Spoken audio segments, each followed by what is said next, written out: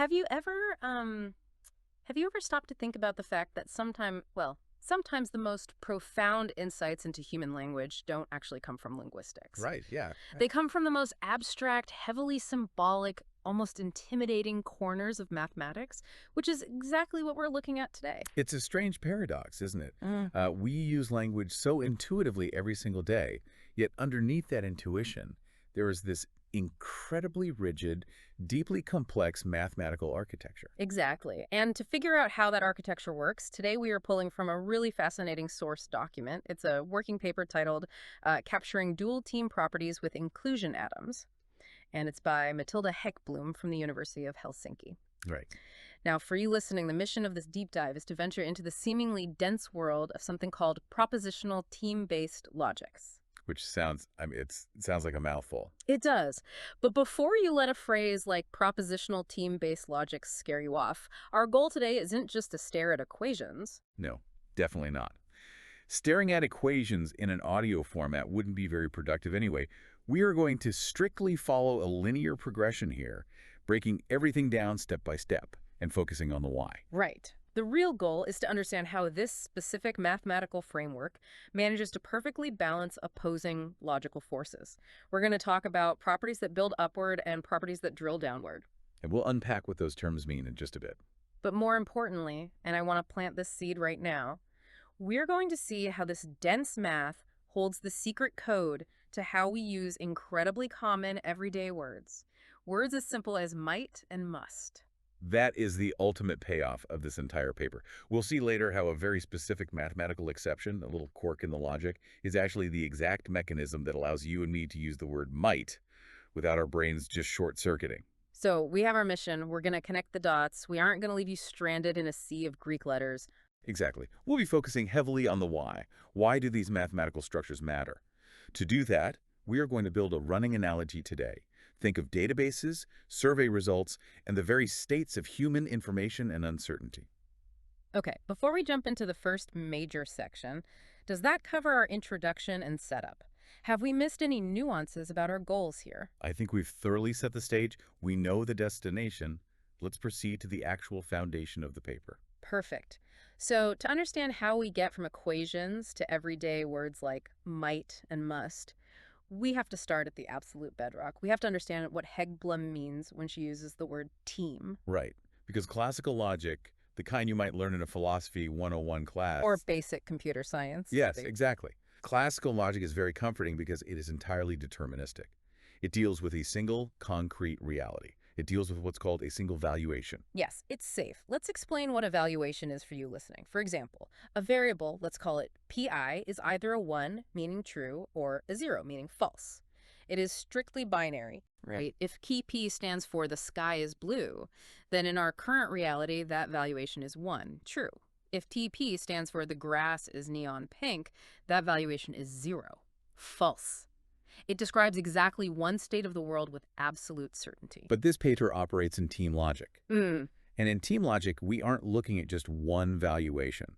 The formal definition of a team is a collection of these valuations. A collection. That is the pivotal shift. And it's arguably the most important concept to internalize right now. If we step back and look at the why do we need this? Well, classical logic is fantastic if you have perfect information about a single, unshifting universe. Which we almost never do.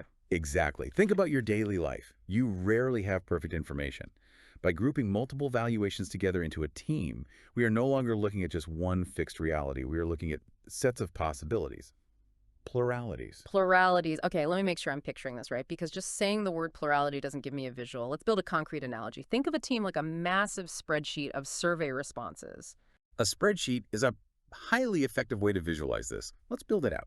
Let's say you send out a survey with 3 simple yes or no questions. Question 1, do you drink coffee? We'll call that variable $1 P subscript 1. Okay. Question 2, do you own a dog? That's $2 P subscript 2. Question 3, do you commute by train? That's $2 3 P subscript 3. Every single person who fills out that survey and hands it back to you represents one valuation. It's their specific individual set of yes and no answers. One person might answer yes, no, yes. Another says no, no, no. And in this analogy, the team is the entire spreadsheet itself. It's the collection of hundreds of those individual rows of responses. Exactly. The team isn't one person's answer. It's the whole binder full of surveys. Team logic allows us to evaluate logical statements across multiple different states, multiple different people simultaneously. It asks, is this statement true across this entire spreadsheet? Yes. And taking that spreadsheet analogy a step further, another way to look at a team is as a state of partial information. Okay, partial information. How so? Think of a detective standing in front of a suspect board. The detective doesn't know who committed the crime yet. Maybe it was the butler, maybe it was the gardener, maybe they worked together. Multiple realities are still possible. Oh, I see. The team, in this sense, is the collection of all the scenarios that haven't been ruled out yet. As you gather clues, you cross scenarios off the board. You literally delete rows from the spreadsheet. Precisely. You are shrinking the team. Okay, I want to pause here. Does that sufficiently cover the definition of a team and how it differs from a single valuation? Have we made that clear? I think we've unpacked it nicely. We've established the spreadsheet and the suspect board. I think we're ready to proceed to the boundaries of this logic. Great, because once we establish that a team is this collection of valuations, the paper introduces two radical extremes, and the author spends a lot of time on these. They essentially define the outer boundaries of the entire logic system. The first extreme is the empty team. Right. Mathematically, it's represented by the empty set symbol. It looks like a circle with a diagonal slash through it, empty set, the empty set. What does this mean in our spreadsheet world? It is a team that contains absolutely no valuations whatsoever. It's a spreadsheet with the headers, coffee, dog, train, but 0 rows beneath them. No one answered the survey. Which feels a little weird, honestly. Why do we even need to talk about an empty spreadsheet? Because in mathematics, the boundary conditions test the structural integrity of your system. If your logic breaks when applied to nothing, it's not a very robust logic. It has to handle the absolute zero. Exactly. The empty team represents a state where no reality satisfies your conditions. Okay, I can see that. And the second extreme is the exact opposite. It's the full team. It's denoted in the paper with a capital letter $5 capital F. The full team is the maximal team over a set of variables. It contains every single possible combination of truth values. So going back to your 3 survey questions, coffee, dog, train, since each has 2 possible answers, yes or no, there are 2 to the power of 3 or 8 possible combinations. Right. The full team is a spreadsheet that contains all 8 of those rows. It contains the person who says yes to all 3, the person who says no to all 3, and every single variation in between. The absolute void and the total everything, the empty spreadsheet and the spreadsheet that contains literally every possible answer. And here's where the math starts to get really, really delicate. How a specific logic system handles these 2 radical extremes, the empty team and the full team, is essentially the secret engine driving this entire paper. Right. aggblom notes very carefully whether a collection of teams possesses the empty team property or the full team property. It sounds like minor mathematical bookkeeping, but it's actually the linchpin of the whole system. It dictates whether the mathematical universe she is building will function smoothly or completely collapse in on itself. Collapse in on itself. That sounds dramatic for a logic paper. It is dramatic. Because Yeah. if you don't handle these extremes correctly, your logic loses the ability to tell true from false. Let's do a quick completeness check. Have we fully established the 2 extremes, the empty set and the full team? We have. We've defined them and explained why they serve as the ultimate stress test for the logic. We can move on to how these teams actually behave. Okay, and that brings us to the core mechanics of how these teams interact with each other. These mechanics are defined by what are called closure properties. Let's really unpack these because they are the foundation for the 4 different logics the author built. These properties dictate the behavior of the teams. When you start messing with the spreadsheet, when you start adding or removing rows, the paper focuses on 4 central closure properties, and they come in dual pairs. Let's start with the fundamental pair, downward closure and upward closure. Let's define downward close first. If a team property is downward closed, it means that if a certain team has that property, then every single subteam, every smaller subset of that original team also has that property. Let's test that with the spreadsheet. Let's say I have a property, a rule, The rule is nobody in the spreadsheet owns a pet tiger. A very safe rule. Very safe. Now, I look at my master spreadsheet of 1,000 people, and I verify that, yes, the entire spreadsheet satisfies this rule. 0 tiger owners. Okay. If this property is downward closed, it means that if I randomly highlight any 5 rows, copy them, and paste them into a new, smaller spreadsheet, those 5 rows will also satisfy the rule. Exactly. If the big team has no tiger owners, it is impossible for a smaller sub-team drawn from it to suddenly have a tiger owner.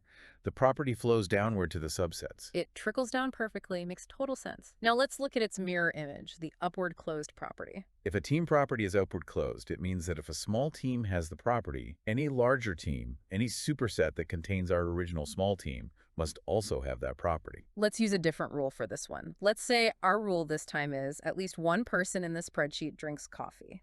Good rule. I look at a small spreadsheet of just 3 people, and I see that, yes, Bob drinks coffee. The rule is satisfied. Now, if this property is upward closed, it doesn't matter how many new random survey responses you add to the pile. I could dump 50,000 new rows into that spreadsheet. And even if all 50,000 of those new people absolutely hate coffee, the larger expanded spreadsheet will still satisfy the original rule. Because Bob is still in there. Precisely. The original triggering set is buried inside the larger team, so the property flows upward to the superset. Okay, before we introduce the trap, does that cover the basic definitions of downward and upward closure? Yes, the definitions are solid. Downward means subsets inherit the rule. Upward means supersets inherit the rule. Let's move to the trivialization problem. All right, the trivialization problem. Because this is the massive mathematical trap the author is desperately trying to avoid. It is. For you listening, think about what happens when you combine these closure rules we just learned with those 2 extreme boundary teams, the empty team and the full team. Let's take a downward closed property. Remember, if the big team has it, all smaller subteams have it. But wait, let me stop you there because I was reading this part and my brain hitched.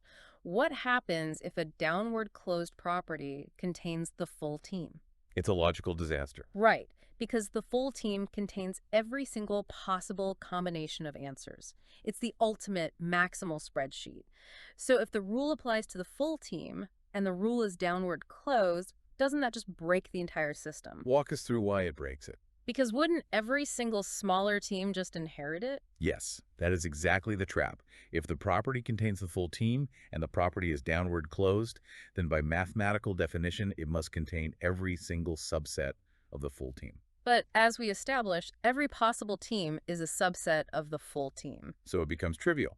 Every single team, every single spreadsheet you could ever possibly construct would have the property.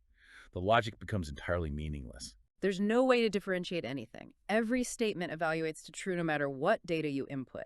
It's like having a smoke alarm that just rings constantly, 24/7, whether there's a fire or not. It's useless. It is entirely useless. And the exact same trap exists on the dual side. Let's look at upward closure. What if an upward closed property contains the empty team? The spreadsheet with 0 rows. Exactly. Now, in set theory, the empty set is technically considered a subset of every possible set. A spreadsheet with 0 rows is technically contained within a spreadsheet with 100 rows. Yes, so since upward closed means if the small team has the rule, every bigger team containing the small team has the rule. And since the empty team is inside every possible team, Then every possible team is a superset of the empty team. So once again, if the empty team has an upward closed property, every single team in existence inherits that property. the logic collapses into triviality again. Everything is true, all the time, which means your logic can't actually express anything meaningful. Let's do a quick check here. Have we fully explained the trivialization trap for both upward and downward closure? I believe we have. We've shown exactly how the full team breaks downward logic and how the empty team breaks upward logic. We can introduce Hallmark's solution now. Good, because we have this incredible tool team logic. But if we apply upward or downward rules too rigidly, the whole thing explodes. So what does she do? She can't just abandon upward and downward closure. They are the whole point. She introduces the quasi-properties as the brilliant workaround. We get quasi-downward closed and quasi-upward closed. Let's break down the quasi-workaround. Because to a layperson, throwing the word quasi in front of a math term sounds like a cop-out. It sounds like saying, it kind of works. It's not a cop-out at all. It's a very precise surgical intervention. This is where the careful handling of those extremes comes into play. Let's define it. Okay, let's hear the formal definition. A property is quasi-downward closed if it contains the full team. But, and this is the crucial caveat, if you intentionally remove the full team from the equation, the remaining collection of teams behaves in a perfectly downward closed manner. So it's a way of saying, yes, the maximum extreme is here, the ultimate everything spreadsheet is in the mix, but we're mathematically quarantining it so it doesn't trigger that cascading collapse. Exactly. It recognizes the full team, but prevents it from infecting all the smaller teams with triviality. And it works identically for quasi-upward closed.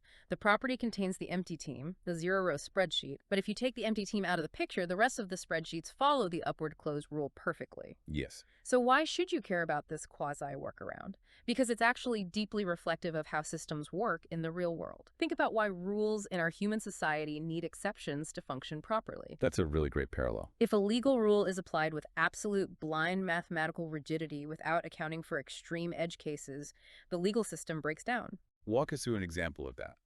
Let's say a town has a rule. Vehicles are strictly upward closed in the park. Meaning, if a small vehicle is banned, any larger vehicle containing it is banned. A skateboard is banned, therefore a car is banned, therefore a bus is banned. Makes sense so far. But what if we define no vehicle at all as the empty team? If no vehicle is banned and the rule is upward closed, then literally everything is banned, including walking. The system breaks. So you need the quasi-state. Right. These quasi-states act as protective buffers. They quarantine the extremes, the absolute void and the absolute everything, so that the logic can function smoothly in the middle ground without collapsing. That's a superb way of framing it. The quasi-label isn't a sign of weakness in the logic, it's a structural reinforcement. It allows the mathematical framework to handle complete uncertainty and complete contradiction without breaking. It mirrors reality. Time for a completeness check.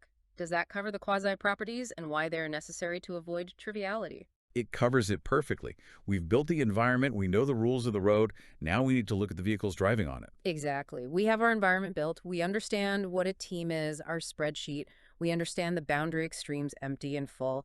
And we understand the four closure rules we want to play with: downward, upward, quasi-downward, and quasi-upward. Now, we need to look at the actual building blocks the author uses to construct logical statements in this space. This brings us to what the paper calls inclusion atoms.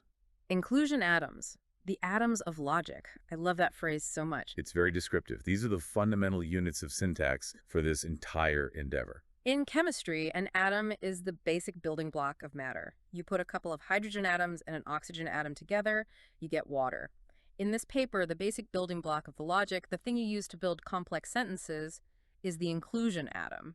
But let's audioize this math, because staring at the symbols is intimidating. We have to be very precise here.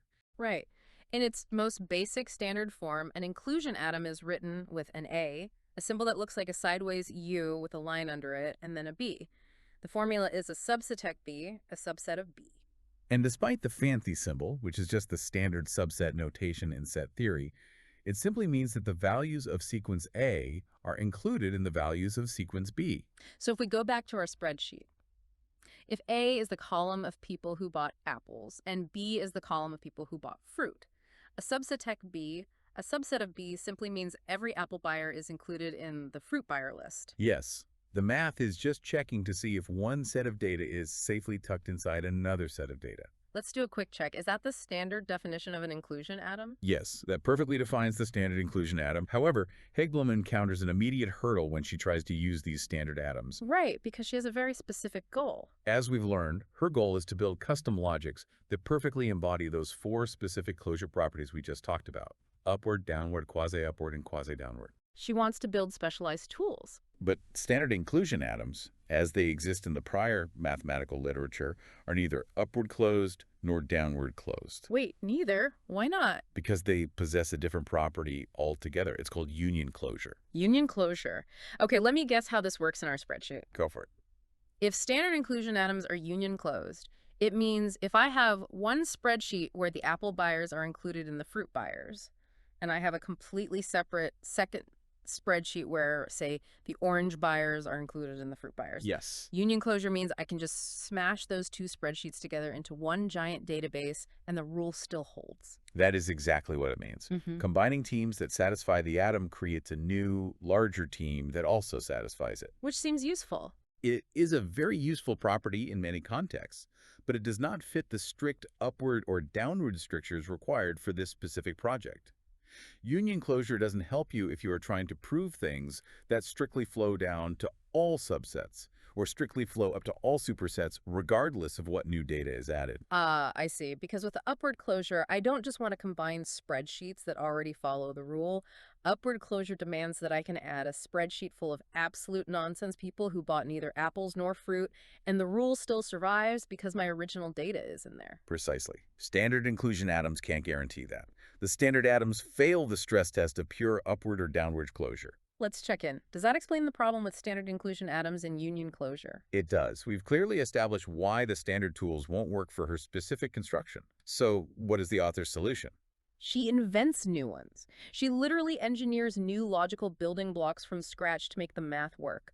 This is the part of the paper that is just so cool. She isn't just discovering math, she's building it. The paper breaks down 4 bespoke logics, each meticulously designed to match one of the 4 closure properties.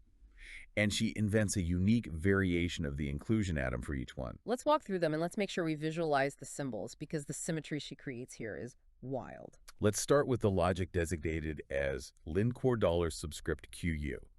As the subscript Q suggests, this is the logic designed specifically to be quasi-upward closed. The one that builds upward but has the safety net for the empty spreadsheet. Exactly. To achieve this, the author introduces what are called primitive inclusion atoms. Now let's visualize the syntax.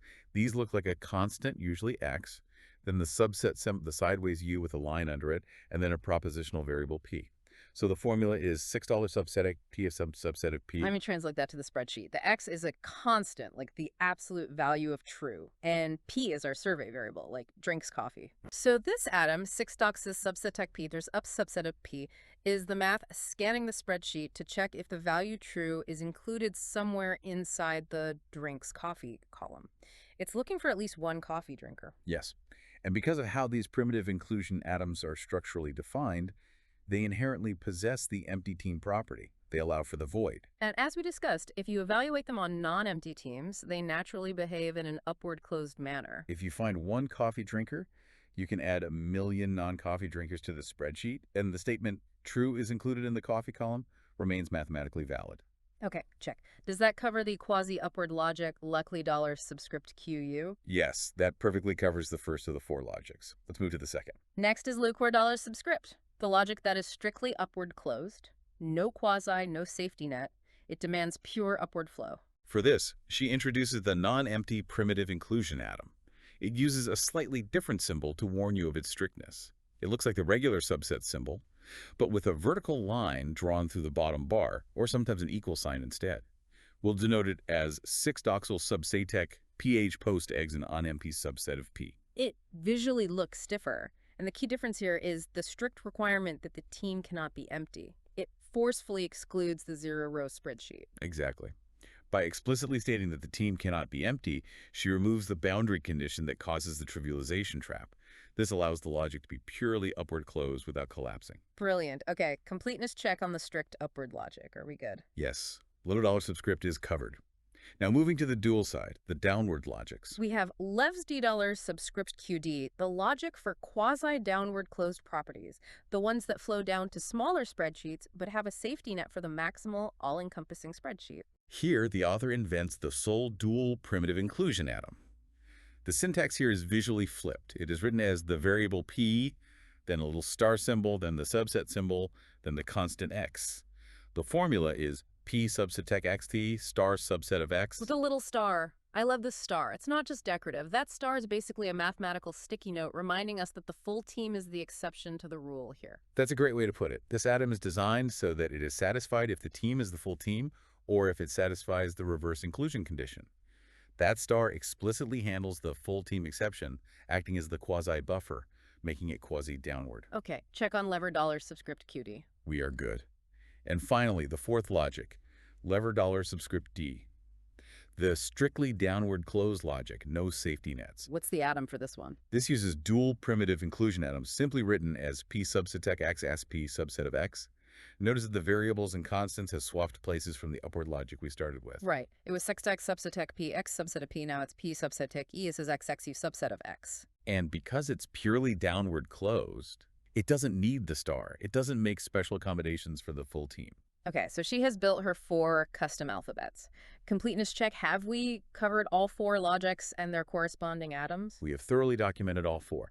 But there is a vital syntactical quirk that we need to point out, particularly for the non-empty inclusion atoms, the strict upward ones. Right, the quirk.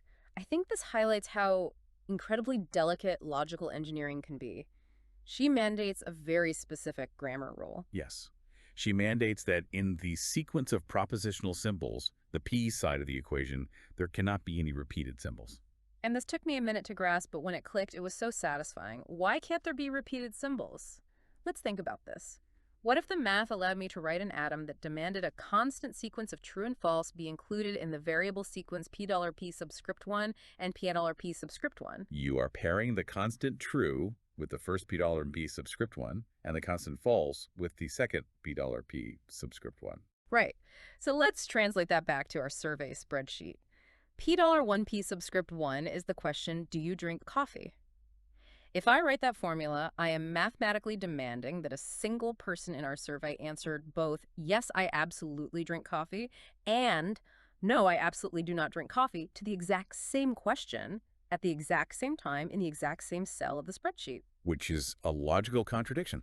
Literally, no team, no reality, no valid spreadsheet could ever satisfy that condition. So she imposes a strict grammatical rule on the logic, no repeating the variables. It prevents you from writing mathematically impossible sentences. It's like a spell check for reality. It's a built-in contradiction prevention mechanism. Okay, completeness check. Does that cover the syntactical quirk and the reasoning behind it? It does. We've explained the rule and the why perfectly. And this careful, meticulous construction of syntax, inventing new atoms, banning repeated symbols, all of it leads directly into the major mathematical triumph of the paper. Right. This is a concept called expressive completeness. Let's spend some real time here because this is where the paper moves from neat trick to major breakthrough. Yes. Because in mathematical logic, just inventing a new syntax or a new atom with a little star on it is only half the battle, right? It's less than half. You can invent any symbol you want.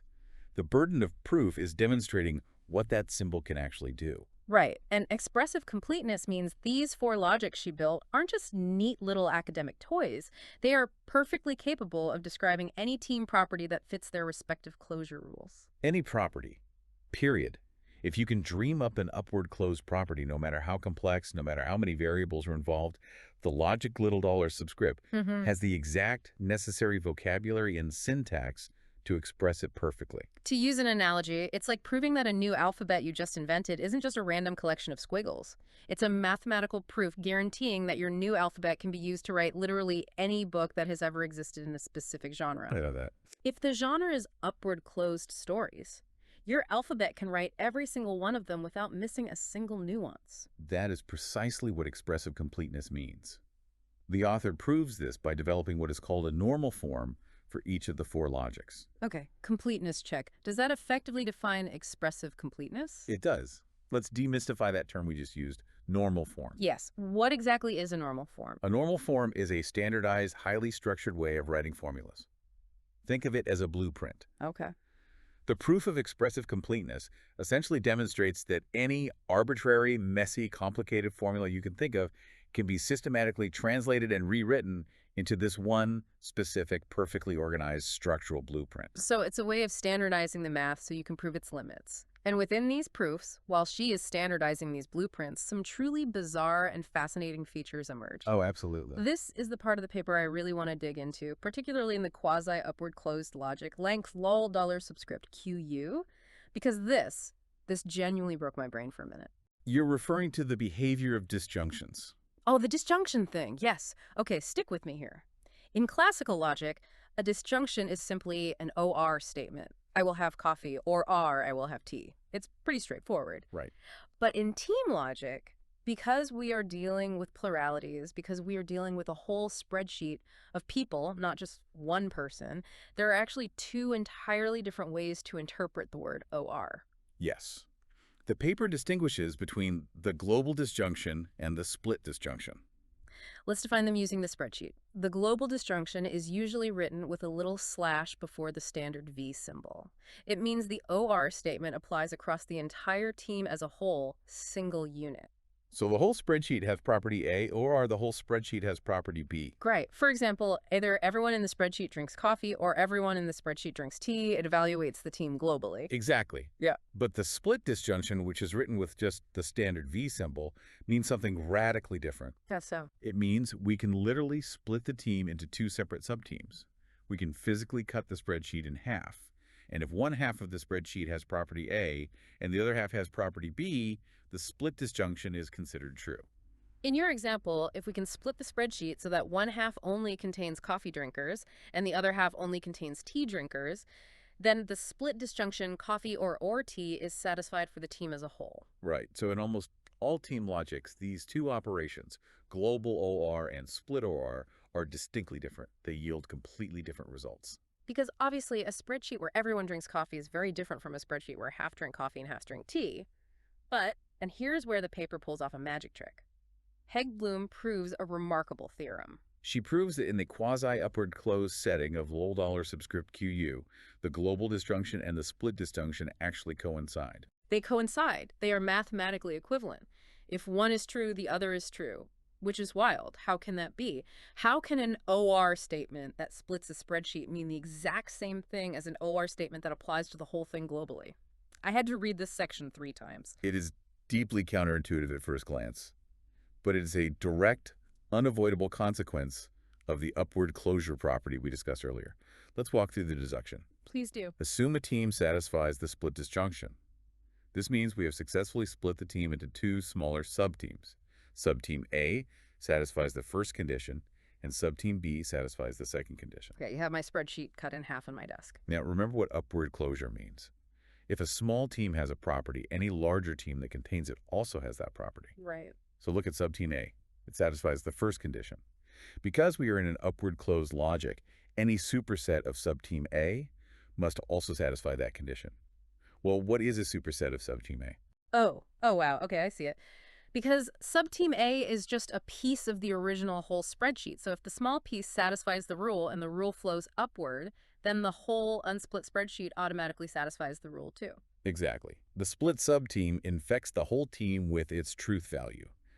Therefore, if a team satisfies a condition by splitting apart, it is mathematically guaranteed to satisfy the condition as a whole global unit. The split disjunction forces the global disjunction to be true. Yes, they become mathematically indistinguishable in this specific environment. Let's do a completeness check here. Have we fully explained why global and split disjunctions coincide in like-will subscript QU?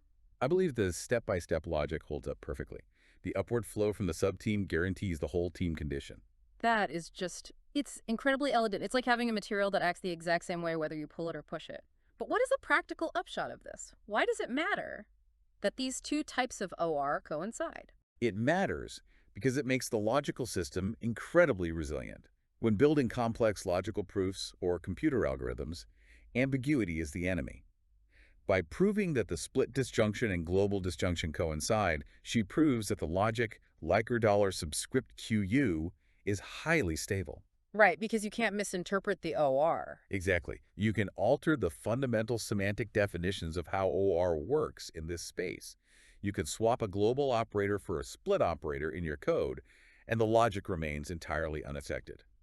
It absorbs the change seamlessly without breaking. It's essentially mathematically bulletproof. Completeness check, does that cover the practical implication of the disjunctions coinciding? Yes, the resilience aspect covers it. Now, speaking of proofs, the paper also touches briefly on natural deduction and proof systems. Right. We won't get bogged down in reciting formulas for that, but essentially, she didn't just invent the alphabets and prove they can write any book. She also wrote the strict grammar rulebooks for each one. Yes, she provides sound and complete proof systems for the logics.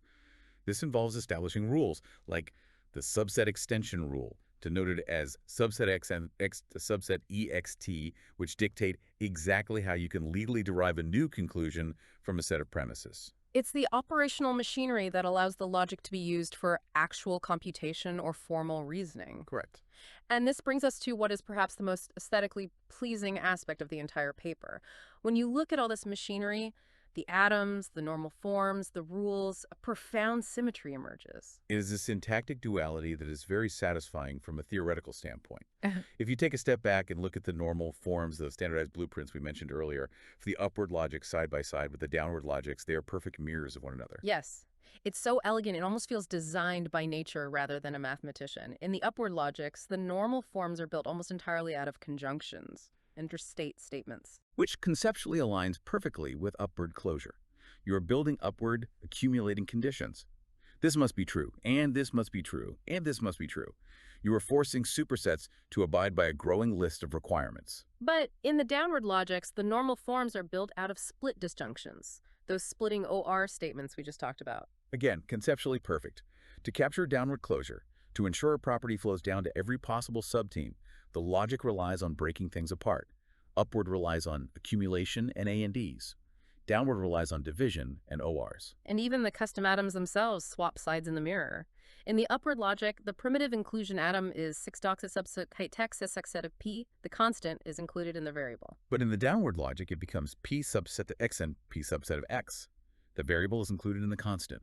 Everything flips. It is a perfect mathematical reflection. Okay, let's pause for a completeness check.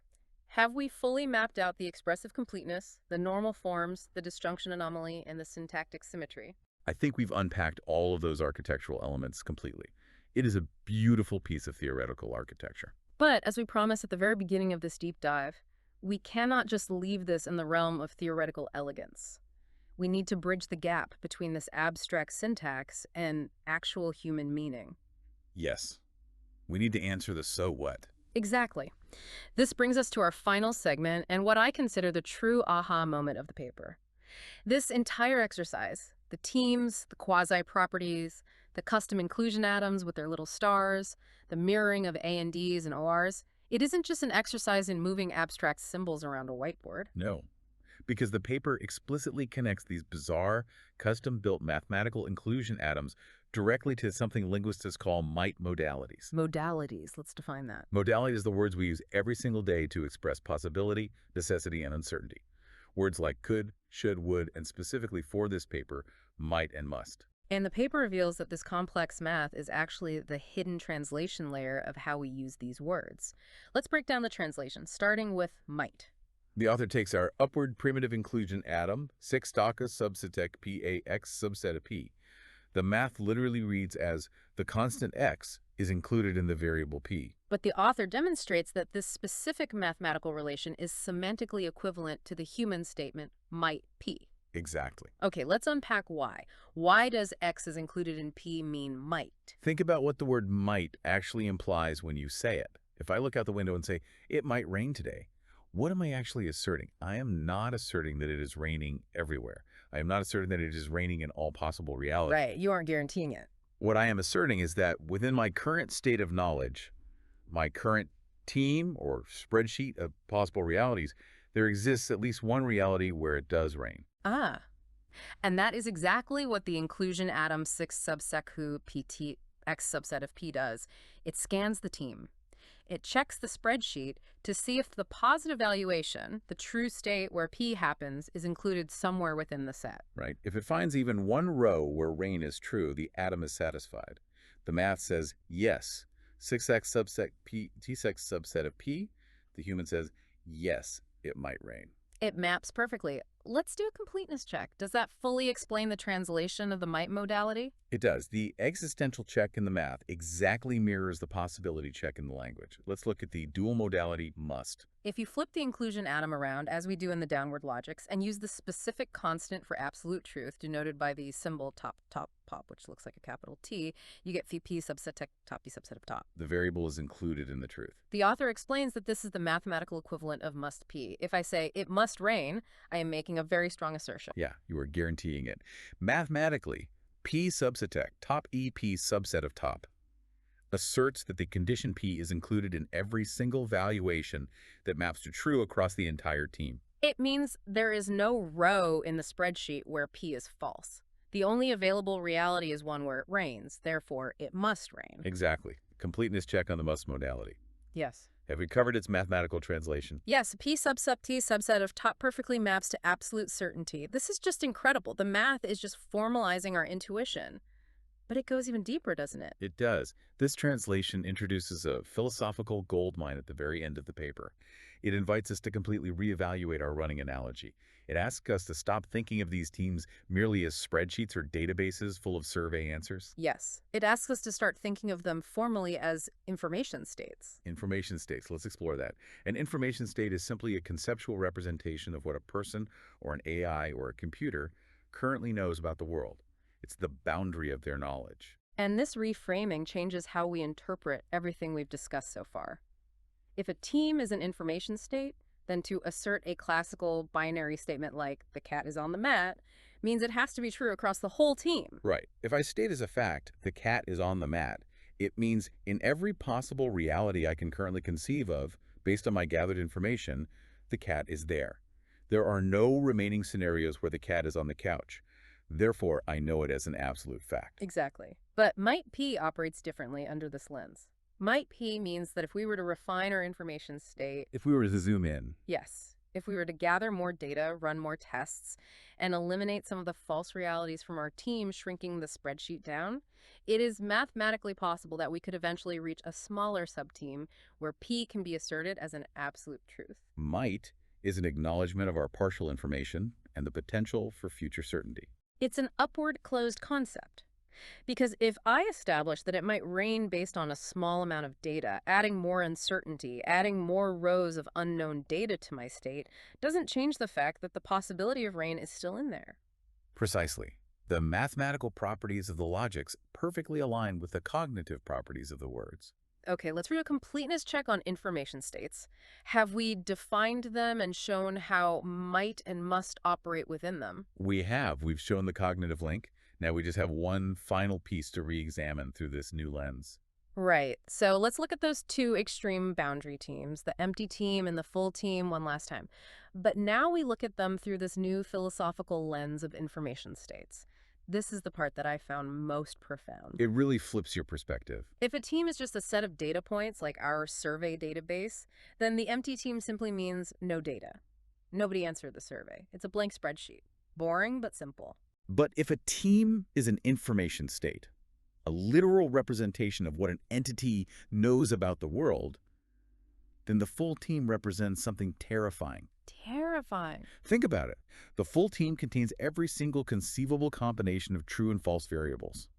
Every reality is present in the team. Okay. If every single reality is considered equally possible in your mind, it means you have absolutely zero ability to distinguish between them. You have no facts to rule anything out. Oh, wow. Therefore, the full team actually represents having absolutely no information to narrow down the truth. That is such a mind-bending inversion. The team with the most valuations in it, the spreadsheet with the maximum number of rows, represents the state of least knowledge.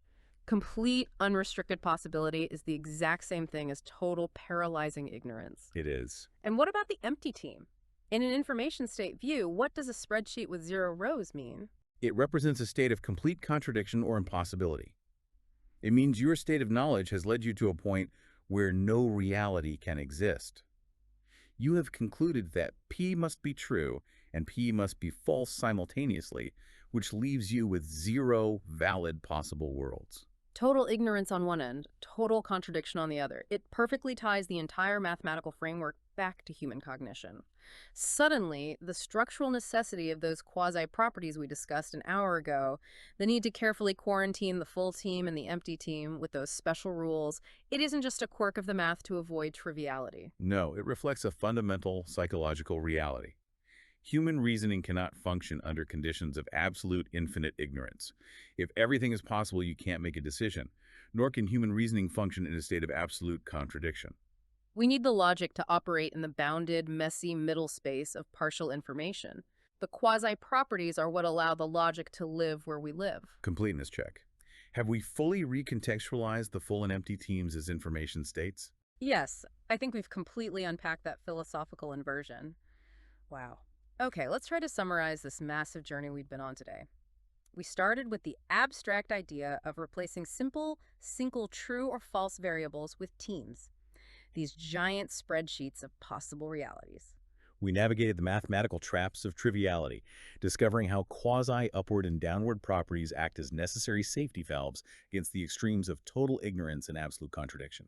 We looked at how the author, Hegblom, meticulously built custom logical atoms, those inclusion atoms with the slashes and stars, to perfectly express these specific closure properties.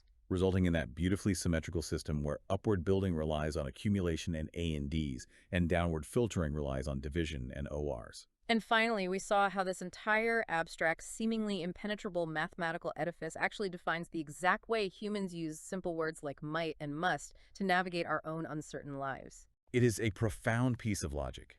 It successfully bridges the gap between strict syntactic rigor and flexible semantic meaning.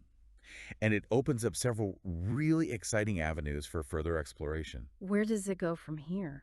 As the author notes in her conclusion, future work could involve combining these upward and downward logics into a single framework, or applying these rigorous propositional team semantics directly to natural language processing and artificial intelligence. It really makes you appreciate the unseen gears turning beneath the surface of our words. It does. And I want to leave you with a final thought to mull over, building on exactly that. Think about your own daily conversations. Later today, you might say something incredibly mundane to a friend like, I might go to the store later. It feels like a simple throwaway sentence. Yeah, you don't even think about it. But according to this mathematics, in that very moment, you are unconsciously operating a highly complex, quasi-upward closed mathematical team evaluation in your brain. You are surveying a vast internal database of possible future realities. You are factoring in your current state of partial information. And quarantining the extremes. Exactly. You are automatically quarantining the extremes of absolute certainty and absolute impossibility so your brain doesn't freeze up. And you are utilizing a primitive inclusion atom to verify that the specific store-going reality exists within your active sum team of possibilities. All in a fraction of a second. How much of our messy, intuitive, emotional human language is actually just strict propositional team semantics waiting to be axiomatized? That is a beautiful and slightly dizzying thought to end on. Thank you so much for joining us on this deep dive. Keep questioning the structures beneath the surface and keep exploring the hidden logic of the world around you.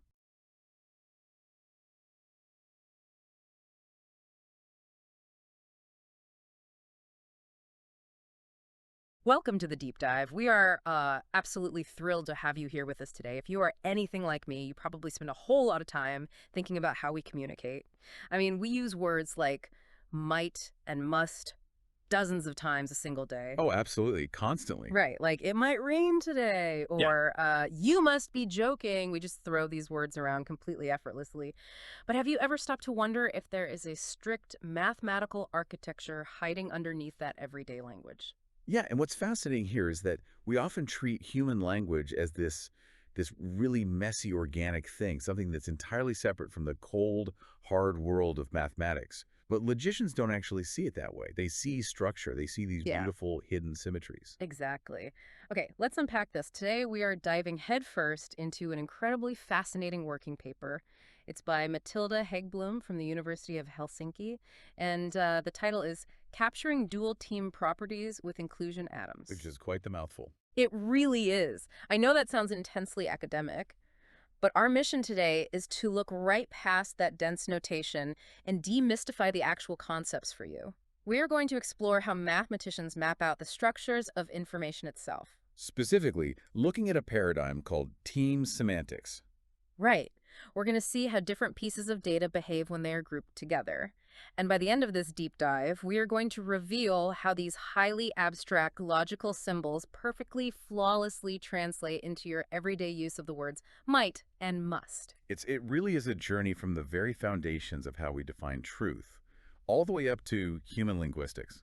If we connect this to the bigger picture, traditional logic, the kind you probably learn in a philosophy 101 class or, basic computer science, it's relatively straightforward. It evaluates a single formula against a single assignment of truth values. So just looking at one thing at a time. Exactly.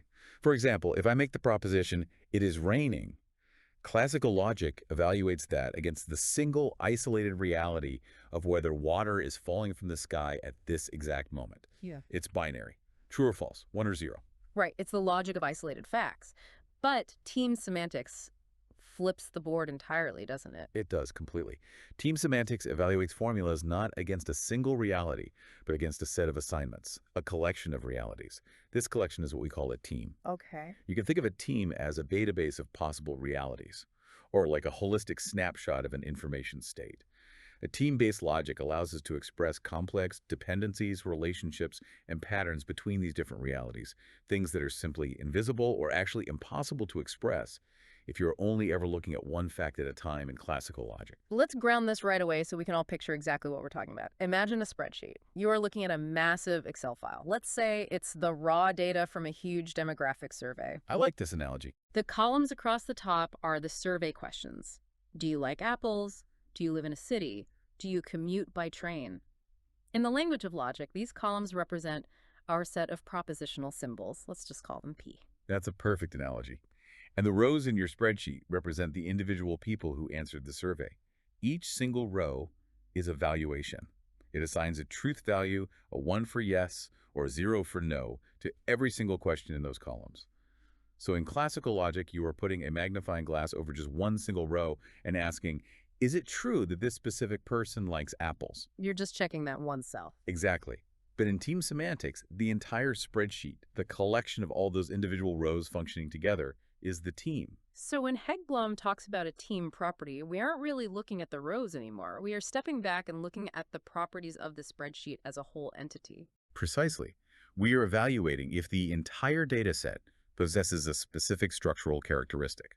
For instance, a team property might be something like, in this entire spreadsheet, at least one person answered yes to the apples question. Or, in this spreadsheet, anyone who answered yes to living in a city also answered yes to commuting by train. You are looking at the geometry of the data as a collective. Now, before we get into how data grows and shrinks, the paper points out two very extreme, very bizarre types of spreadsheets that essentially act as the boundaries of this logical universe: the empty team and the full team. Let's start with the empty team. What does that actually look like? Going back to your Excel analogy, the empty team is a spreadsheet that has all the columns set up for the questions, but 0 rows. Absolutely no one took the survey. Wow. Oh. If it's a void, it contains 0 data.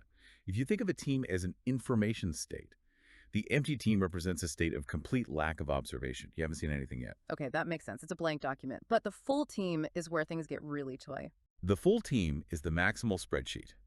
It is a data set that contains every single mathematically possible combination of yes and no answers to your questions. Every single one. Yes. Let's say your survey only has 2 questions. There are exactly 4 possible ways to answer: yes and yes, yes and no, no, and yes and no and no. The full team is the spreadsheet that has exactly those 4 rows.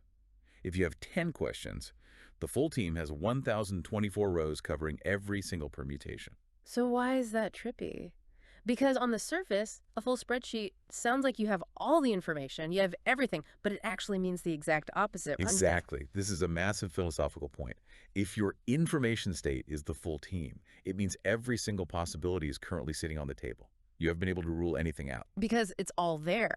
Right, because every permutation is present, you have absolutely no definitive information to narrow down reality. All possibilities are perfectly open.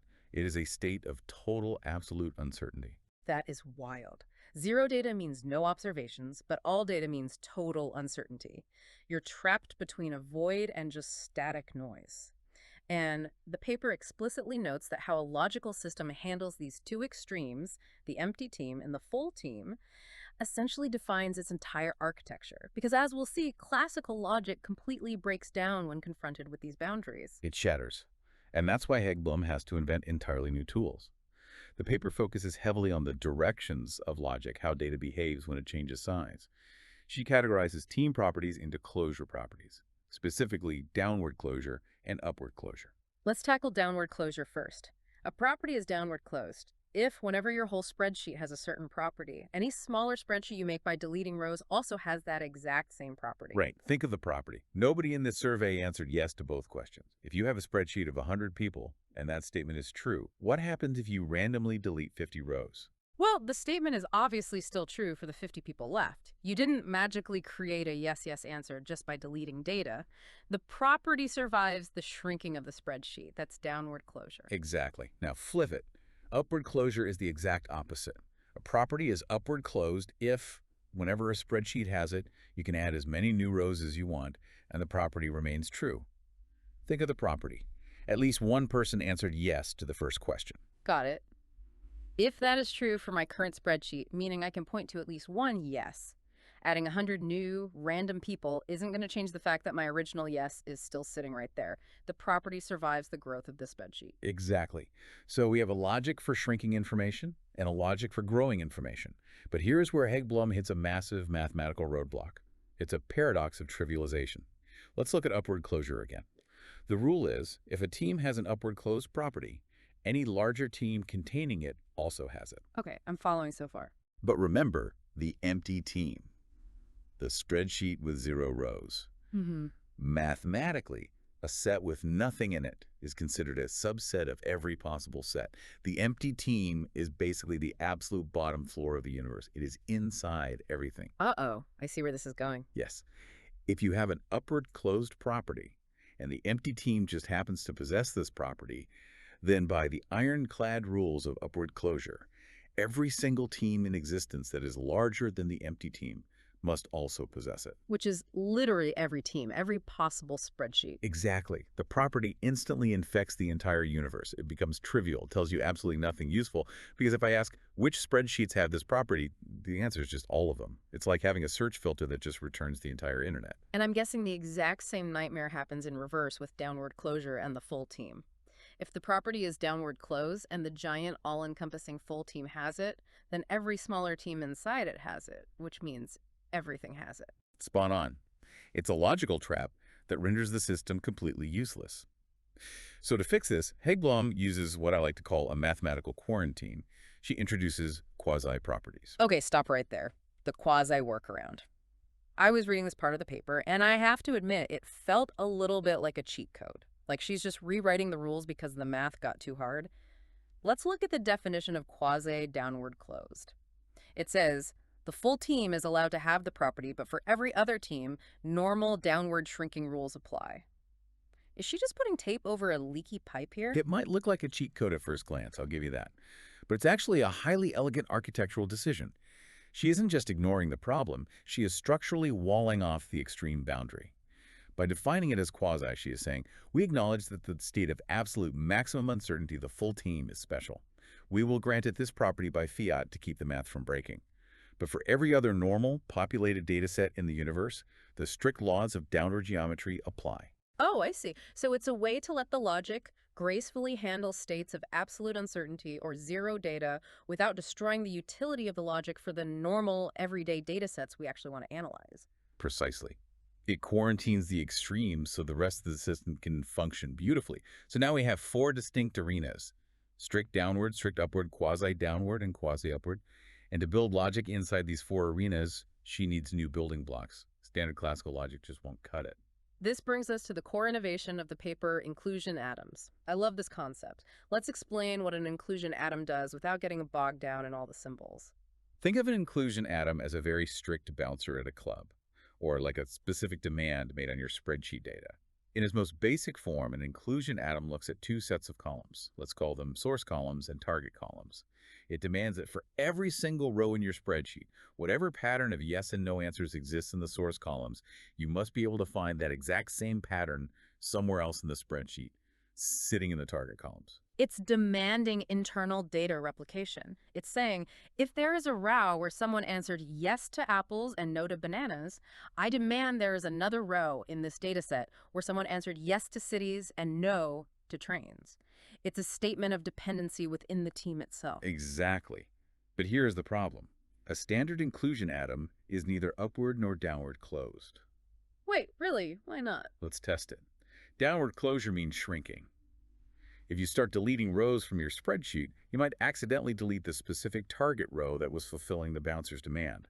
If you delete the target, the inclusion breaks, so it's not downward closed. Ah, I get it. And upward closure means growing.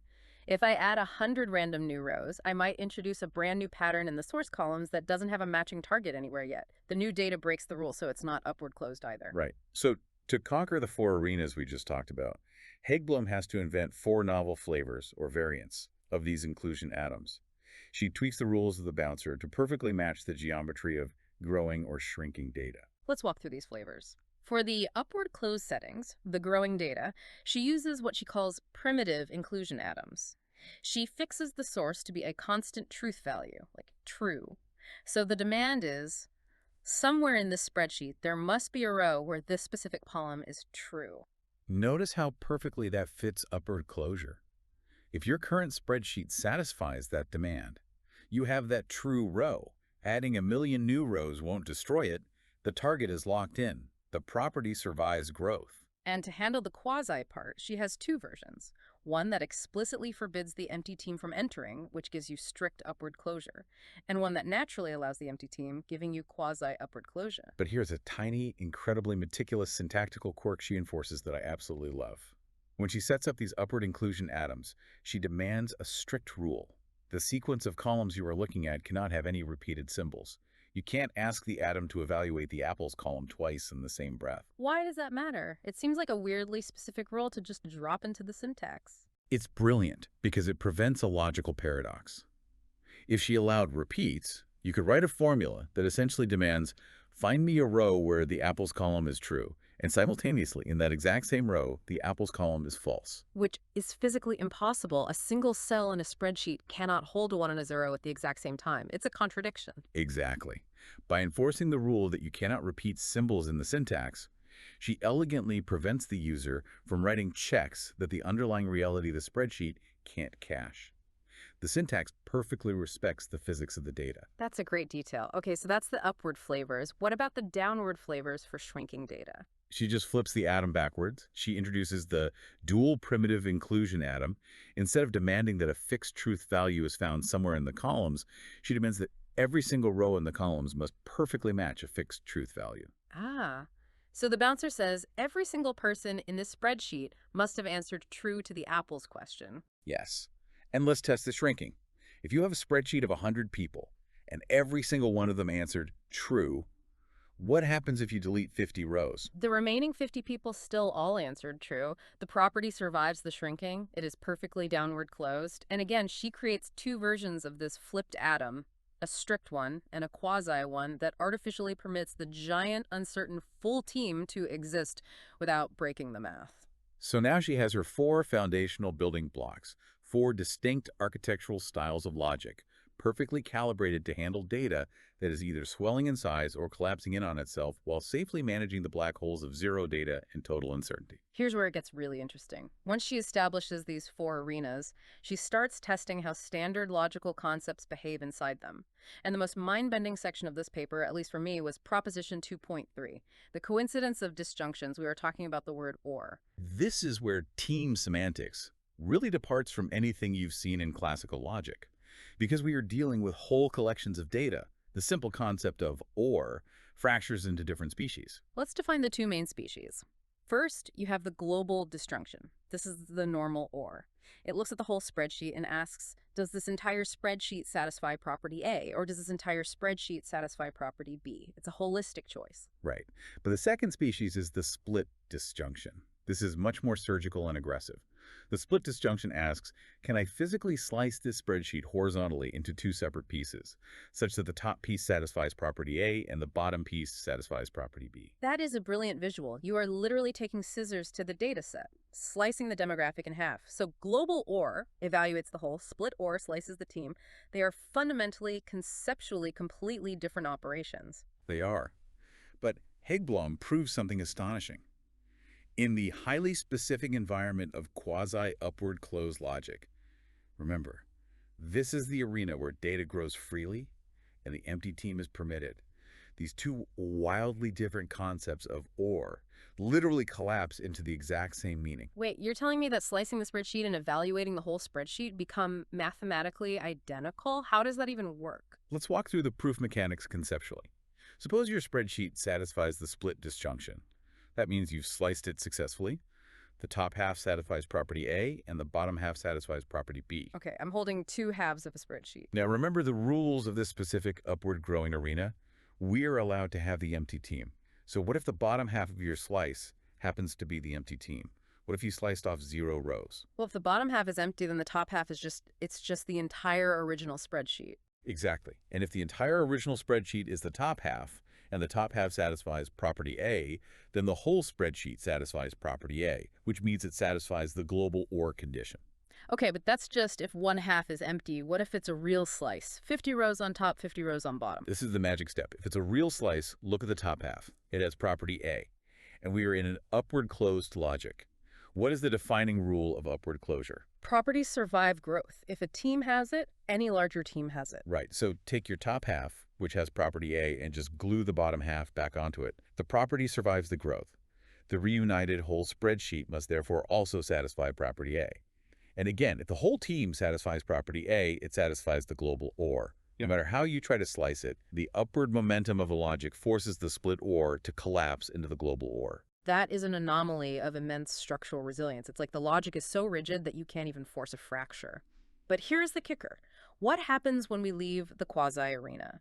What happens in the strict upward closed setting where we kick the empty team out of the club? The coincidence breaks. The global OR and the split OR separate again. But something even weirder happens to the split OR. In Proposition 2.4, she proves that in a strict upward closed world, the split disjunction, the word OR, mutates and becomes semantically identical to a conjunction, the word and. Okay, I'm going to need you to say that again. Slicing a spreadsheet to see if one half is A or the other half is B is the same as the whole spreadsheet being A and B. Yes, or births an and. Let's prove it with your two slices. You have a top half satisfying property A. You have a bottom half satisfying property B. We are in a strictly growing upward closed world. Right. Take the top half, the one with property A, and add all the rows from the bottom half to it. Because it's upward closed, the newly combined whole spreadsheet now has property A. Okay, yes, the properties survive the growth. Now, do the exact same thing in reverse. Take the bottom half with property B and add all the rows from the top half to it. Because it's upward closed, the newly combined whole spreadsheet now has property B. Oh my God. Exactly. You just proved that the whole combined spreadsheet has property A and it has property B simultaneously. By successfully slicing it with an OR, you guaranteed that the whole thing satisfies an AND. That is absolutely mind-bending. The very definitions of the words we use change their structural DNA depending on whether the universe of data they are operating in is growing or shrinking. Which brings us to the real heavy lifting of the paper, expressive completeness. The author claims her 4 new logics are expressively complete. So what does this all mean? Why is this the holy grail for a logician? Expressive completeness is the ultimate stress test for any logical language. Think of it like a builder claiming they have invented a set of Lego bricks that can build any conceivable shape in the universe. If you invent a logic that claims to talk about quasi-upward closed properties, you have to prove that your grammar can accurately describe every single conceivable property in that category. Right. If there is some weird, highly complex, convoluted pattern in a spreadsheet that your syntax simply lacks the words to describe, your logic has a blind spot. It is incomplete. Exactly. Aggblom has to prove her Lego bricks have no blind spots. And she does this by constructing what are called normal forms. A normal form. When I was reading this, I pictured it like a master skeleton key or like an ultimate fingerprint for data. How does she build this fingerprint? She builds a massive overarching formula. Let's look at how she does it for the upward growing logic. She takes a specific spreadsheet, let's call it spreadsheet T. She looks at the very first row. She builds a tiny inclusion atom demanding that the exact sequence of true and false values in that single row must exist. Then she does it for the second row. And the third. She does this for every single row in the spreadsheet and glues all these microscopic demands together with a giant chain of and statements. So the formula literally reads, you must have row 1, and D, you must have row 2, and you must have row 3.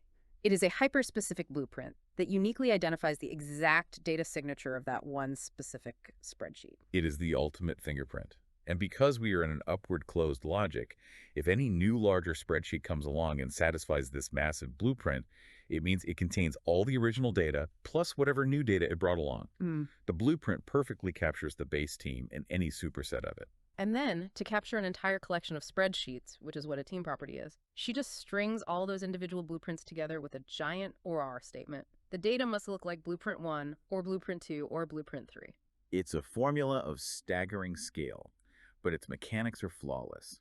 She mathematically proves that for any valid property you can dream up, this massive normal form will perfectly and exclusively identify exactly the right spreadsheets. It's a mechanical derivation that proves her syntax can map the entire territory without missing a single grain of sand.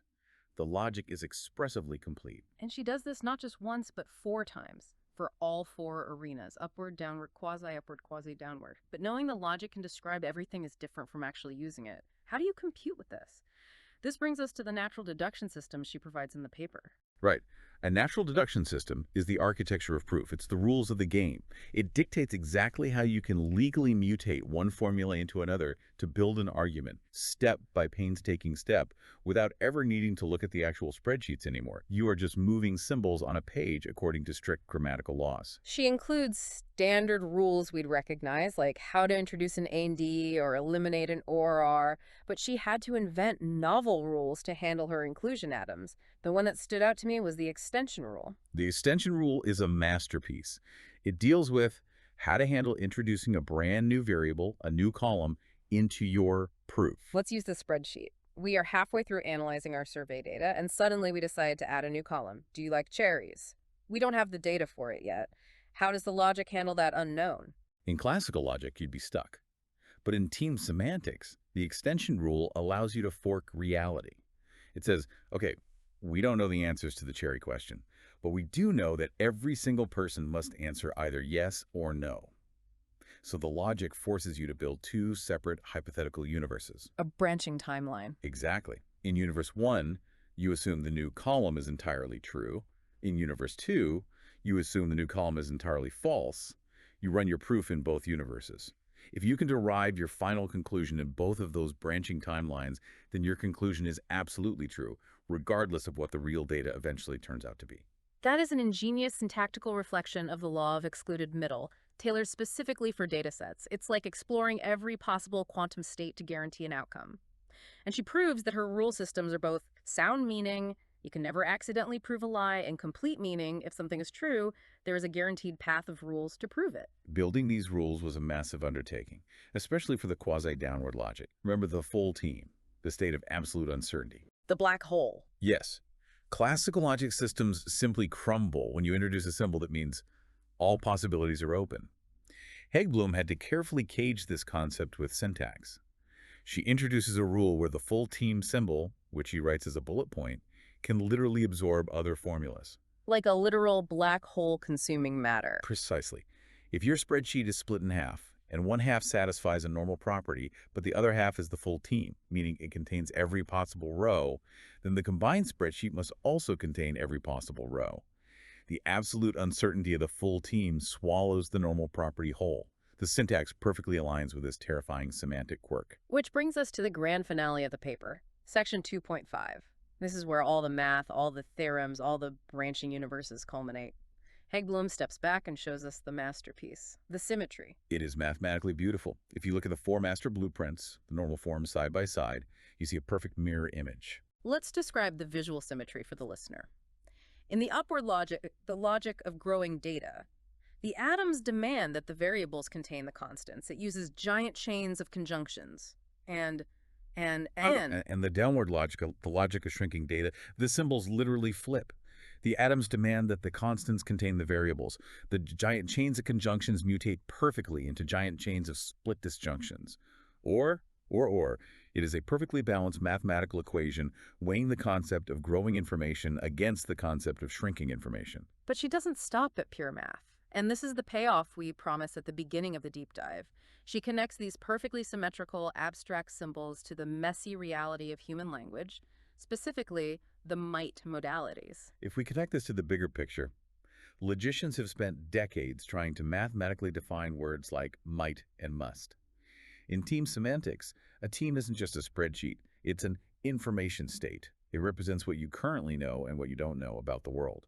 And the paper points out a flawless semantic equivalence.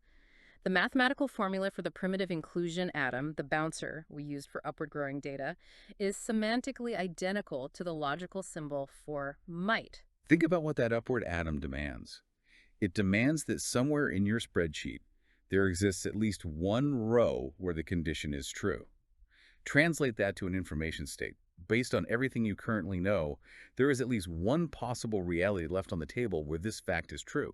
Therefore, it might be true. It might rain. There is at least one reality in my current data set of weather patterns where rain happens. The math and the linguistics align perfectly. And what about the downward logic, the mirror image? The downward atom demands that for every single row in your spreadsheet, the condition must perfectly match the truth. So in terms of information states, in every single possible reality consistent with your current knowledge, this fact is true. There are no other options left. Therefore, it must be true. Exactly. Might explores growing possibilities. Must enforces shrinking constraints. The quasi-upward logic provides a complete mathematical grammar for how humans use the word might. The quasi-downward logic provides the exact same perfect grammar for how we use the word must. The math proves that our casual, everyday concepts of might and must are, at their core, structural mirror images of each other. That is just profound. To summarize our journey today, we started with a simple mental image of a spreadsheet full of yes and no answers. From that basic concept of a team of data, we followed the author as she systematically invented 4 entirely new mathematical languages. We watched her quarantine the extremes of zero data and total uncertainty. We saw the word or mutate into the word and. She rigorously proved that these languages were expressively complete, meaning they have no blind spots, and she built full deduction systems to compute with them. And ultimately, she revealed a perfectly balanced, symmetrical architecture that bridges the massive gap between pure abstract algebraic topology and the messy everyday language we use at the coffee shop. It really is a triumph of synthesis. And this raises an important question for all of us. If our intuitive concepts of might and must possess such perfect underlying mathematical dualities when you map them out in team semantics, what other human concepts are just waiting to be formalized? Oh, that's a great thought. Think about concepts like belief or doubt or consensus. We treat these as subjective, fuzzy feelings. But if a logician can build an expressively complete syntax to map the exact boundary between zero data and total uncertainty, what other architectural secrets of our own minds are hidden just beneath the surface? Are our beliefs just complex inclusion atoms? Is doubt just a split disjunction we haven't mapped yet? What other elegant symmetries are waiting for the right mathematician to unlock them? That is a phenomenal thought to end on. Thank you for joining us on this incredibly deep dive into the architecture of logic, data, and language. We'll leave you to ponder the hidden mathematical structures of your own conversations today. See you next time.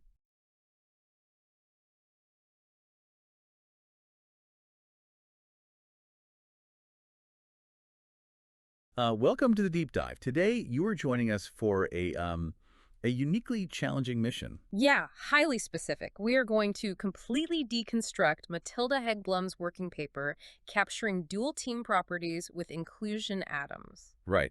And if you're listening to this, you already know your way around discrete math and propositional logic. You don't need us to explain truth tables. No, absolutely not. But today we are stepping way past classical logic. We are traversing the absolute edge of modern propositional team-based frameworks. Exactly. And because we're dealing with the extreme density of propositional team-based logics, this deep dive is going to operate under a strict, unapologetic, unabridged protocol. I mean, we are promising you infinite patience today. We are going to pause, define every foundational concept, and verify completeness after every single complex step. We really have to, because team semantics doesn't just evaluate whether a formula is true for a single isolated data point. Right. It evaluates it for a whole team, a set of data points or, information states. And the core mystery here is the duality between upward closed properties, where adding data doesn't falsify the truth, and downward closed properties, where removing data doesn't falsify it. It's a massive paradigm shift.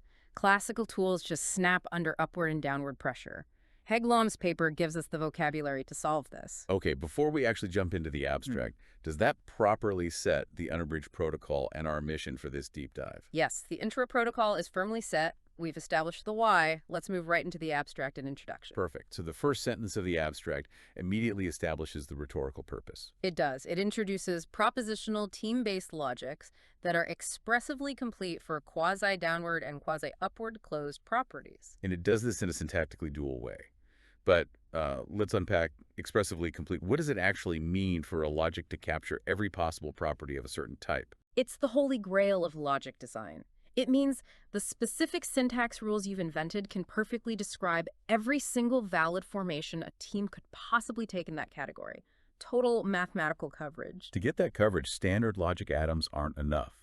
We need the inclusion atom and its variants, because a standard atom just says, this proposition is true, which doesn't capture dependencies across a whole team. Exactly.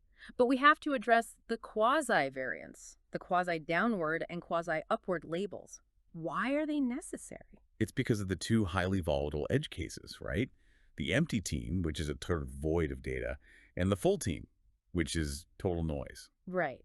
If you have a purely downward closed property and it includes the full team, it mathematically has to include every single subteam inside it. Which means it just includes everything. It becomes completely trivial. Exactly. The quasi-variants are quarantine zones. They make special exceptions for the empty team and the full team so the logic doesn't collapse into triviality. And the introduction wraps up by mentioning we'll get sound and complete natural deduction systems, and it teases a connection to might modalities, which we will definitely hit later. I think that fully covers the first section. Have we missed any nuances in the abstract and intro? No, I think we've thoroughly unpacked it. The foundation is laid. Let's proceed to Section 2, the formal definitions of upward and downward closed logics. Let's do it. We start by defining a team. The paper fixes a finite set of propositional symbols, P. And evaluation is just assigning true or false to those symbols. Executing the pronunciation protocol here, the set of valuations is velar dollars. P, right allo, 1 V maps, P to the set 0, 1. Correct. And a team property is a collection of these teams. Mathematically, the team property C is a non-empty collection, represented as $$ subsetec math calculi T2P is a subset of the power set of 2 to the power P. That spatial intuition is key. You take every possible combination of truth values, and a team property is essentially an exclusive club of those combinations. Now for the extremes. We have the empty team symbol, empty set, the empty team, or the empty set. And the maximal team expression, $5, 2pt dollars, is defined as 2 to the power p. Right. Now let's formally define the four closure properties line by line, explaining the why. First, downward closed. For all teams T in property C and any subset S of T, S is also in C. Why? Because the truth survives subtraction. Then quasi-downward closed. It contains F, the full team, but C minus F operates on strict downward closure. This prevents the trivialization we just talked about. Exactly. Then the mirror image, upward closed. For all teams T and C and any superset S containing T, S is in C. The truth survives the addition of new data. And finally, quasi-upward closed. It contains the empty team by default, but C minus the empty team is strictly upward closed. Okay, let's pause. Does that cover the full semantic clauses for the four closure properties in the teams? Yes, we've unpacked every nuance of the closures and the edge cases. All four directions are mapped. Let's move to Section 3. Section 3 is semantics and propositional team logic, denoted as PL. We need to define how a formula actually maps to a team property. The definition expression is vid T models phi. The team property defined by phi is defined as the set of all teams T subset of F such that team T satisfies phi. So the meaning of a formula is literally just the set of teams that follow its rules. And semantic equivalence is written as phi kleine. Phi is semantically equivalent to psi. And now we hit the grammar of classical logic extended for teams. The grammar definition is phi, mid-phi, mid-p, mid-phi, mid-phi. Phi is defined as bottom or p or not p, or phi conjunction phi, or phi split disjunction phi, or phi global disjunction phi. And this is where things get strange. We have to spend some serious time contrasting the two types of logical OR. The split disjunction versus the global disjunction. Right, because in classical logic, OR just means one side or the other is true. But for a team, OR fractures. Let's start with the global disjunction, the Tillen-Lord global disjunction.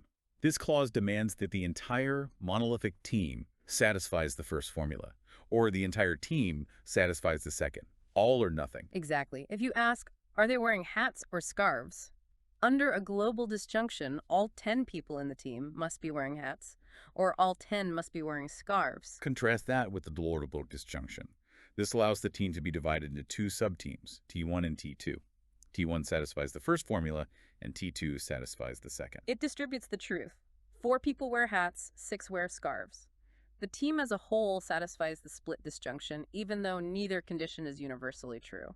This distributed truth is incredibly powerful, but it interacts with upward and downward closures in bizarre ways. Okay, completeness check. Ensure the foundational grammar and semantic clauses for the disjunctions are crystal clear. Have we left any stones unturned? I think we've completely isolated the difference between the split and global operators. Let's push into section 4, introducing the new atoms. The authors state plainly that classical atoms fail us here. The team property, defined by a simple proposition, like P is true, is downward closed, but it is not upward closed. Right, if you add new unknown data to the team, P is true, might suddenly fail for the group as a whole.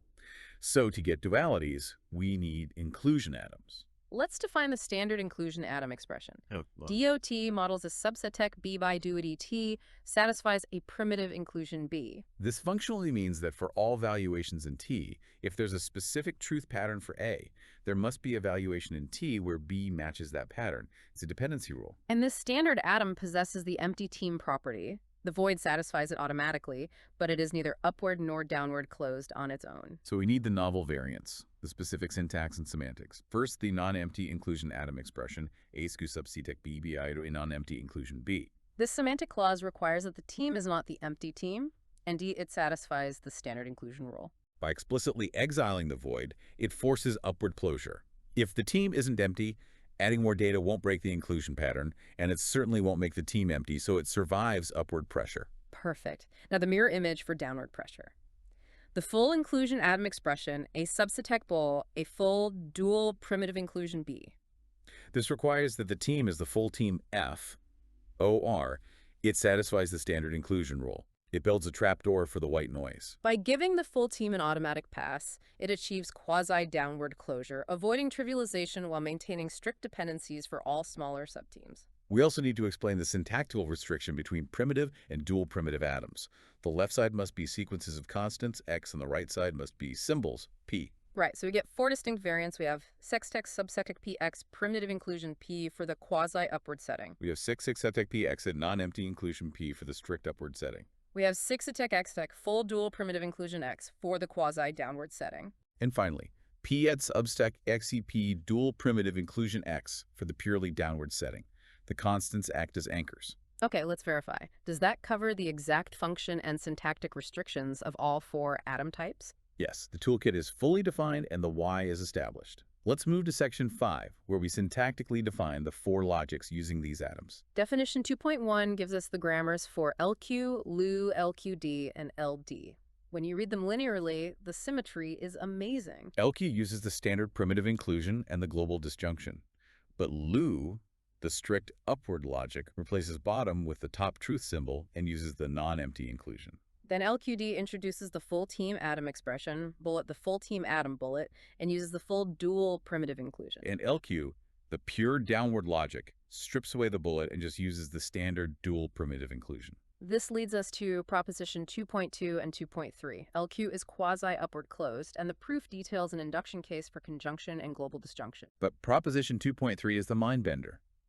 In the quasi-upward closed setting, global disjunction and split disjunction mathematically coincide. We have to prove why this happens. It's entirely because of the empty team property. Right. If a team splits into subteam 1 for formula A and subteam 2 for formula B, what if subteam 2 is the empty team? In the quasi-upward setting, the empty team satisfies everything, so B is satisfied by default. Which means subteam 1 is just the entire original team. So the whole team satisfies A, which is the exact definition of a global disjunction. The void collapses the split. Exactly. Now let's look at proposition 2.4 and fact 2.5 for the upward closed setting, LU. Here, the empty team is exiled. And without the void, the split disjunction doesn't collapse into a global one. Instead, it coincides with conjunction. A logical OR becomes an A and D. Let's walk through that proof linearly. If a team satisfies A split disjunction B, subteam 1 satisfies A, subteam 2 satisfies B. But the logic is strictly upward closed. The full team is a superset of subteam 1. So by upward pressure, the full team must satisfy A. And the full team is a superset of subteam 2, so it must satisfy B. Therefore, the whole team satisfies A and B. The physical pressure of the data addition forces the distributed OR to synthesize into a monolithic AND. Let's do a completeness check here. Have we fully unpacked the grammars and the bizarre behavioral shifts of the disjunctions in these settings? Yes, we've completely verified the structural collapse of the operators. We are ready to dive deep into Section 6, the quasi-upward closed logic, LQ. The paper introduces the normal form for LQ. A normal form is a canonical syntactical fingerprint. The expression is psi t. Big wedge v subsatec psi prime of t is defined as the conjunction over all valuations v in t of x sub v primitive inclusion p. It's a massive conjunction. It essentially loops through every single valuation in a team, locking each one in with a primitive inclusion atom to define the absolute floor of the team. Lemma 2.6 walks through step by step how these formulas capture subteams, ensuring the foundational baseline is rigid. Which sets up Theorem 2.7, the proof that LQ is expressively complete. You can build any quasi-upward property by linking these psi-prime formulas with global disjunctions. It's a constructive proof. You give me a property, I can hand you the exact formula blueprint. Now we get to the natural deduction system in Table 1, the proof rules. We have standard classical rules like conjunction introduction and elimination, and global disjunction rules. But the novel inclusion rules are the core. We have projection, which lets you extract a shorter substring from a long inclusion chain. We have permutation, allowing you to rearrange variable order as long as both sides match. And crucially, extension. We have to explain the why of the extension rule. It's basically a Boolean simulation. If you know an inclusion is true in a non-empty team, you can introduce a totally new variable and test it against both Boolean possibilities. You test assuming it's true, and you test assuming it's false. If your final conclusion survives both branches of the simulation, the state of the new variable is irrelevant. The conclusion is mathematically inevitable. It organically generates the law of excluded middle. And the section concludes with Theorem 2.8 for soundness, guaranteeing we never generate a lie. And Lemma 2.9 and Theorem 2.dum prove completeness via the normal forms.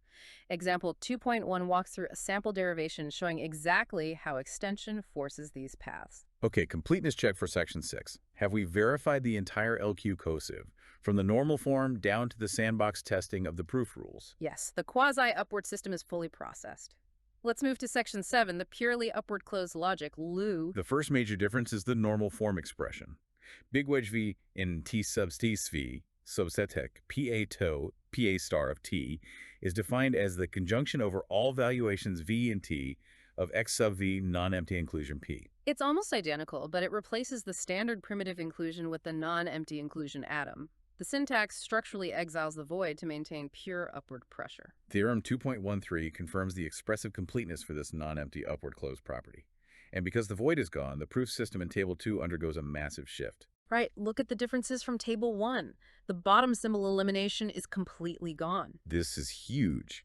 In classical logic, bottom elimination allows the principle of explosion. From a contradiction, you can derive anything. But in team semantics, a contradiction is usually only held by the empty team. Since LU excises the empty team, the bottom symbol loses its destructive power. If you left the rule in, the logic would break. The symbol top, or truth, replaces the empty sequence tautology, and the non-empty inclusion rules replace the standard ones. Theorem 2.14 proves soundness, and 2.16 proves completeness for this new table. And when you analyze the example 2.17 derivation, you see exactly how the lack of the empty team changes things. When using the extension rule, you are strictly forced to use global disjunctions to test branches. You cannot use split disjunctions. Because a split disjunction might try to route logic through an empty subteam, which the syntax violently rejects. Completeness check. Yeah. Is the upward closed system perfectly contrasted with the quasi-upward one? Yes, the positive data accumulation models are locked in. Let's flip the mirror completely. Section 8, the quasi-downward closed logic, LQD. We are moving from accumulating data to removing data, refining. And we start with the full team atom expression, the full team atom bullet. The bullet operates strictly as a trapdoor for the maximal state, the white noise. It does not have the empty team property. This causes the normal form to radically transform. The downward normal form expression is theta t. Big V phi subsatec x sub of theta prime is defined as the split disjunction over all valuations v and t of p, full dual primitive inclusion x sub v. Notice the structural inversion. Upward used a massive conjunction of primitive inclusions. Downward uses a massive split disjunction of full dual primitive inclusions. The ANIs become ORs. The dependencies flip direction. Lemma 2.18 and Theorem 2.19 walk through how this construct achieves expressive completeness by building from the maximal edges downward. Now look at the proof system in Table 3. We have novel rules for the full team atom, bullet introduction and bullet elimination. Bullet elimination is fascinating. If you derive the bullet, you can derive absolutely any formula. It's the downward equivalent of the principle of explosion. Everythingness explodes. If you have the full team, you possess all possible data, including all contradictions. From the absolute whole, you can carve out any smaller statement. The table also adapts the inclusion rules for the dual primitive setting. Projection, permutation, and extension are acting on full dual inclusions now. They act as extraction tools rather than building blocks. Lemma 2.21 walks through fascinating derivations, showing how hidden conjuncts are sliced apart and eliminated. Because the variables are bound in complex dependency webs, you use permutation and projection to untangle the math and extract the single truth you need. Let's do a completeness check. Have we fully processed the quasi-downward system and its mirrored duality? We've unpacked the inversion perfectly, which brings us to Section 9, the strictly downward closed logic, LD. This logic strips away the bullet. It's the pure, unadulterated math of data refinement, perfectly mirroring classical dependence logic. The normal form expression for LD is purely subtractive. Phi v sub syntax E, capital theta star of C, is defined as the global disjunction over T and C of the split disjunction over V and T of P, dual primitive inclusion X sub V. It uses global disjunction to master select valid teams, and split disjunctions loop through the valuations, locking them with standard dual primitive inclusions. The proof system in Table 5 reflects this purity.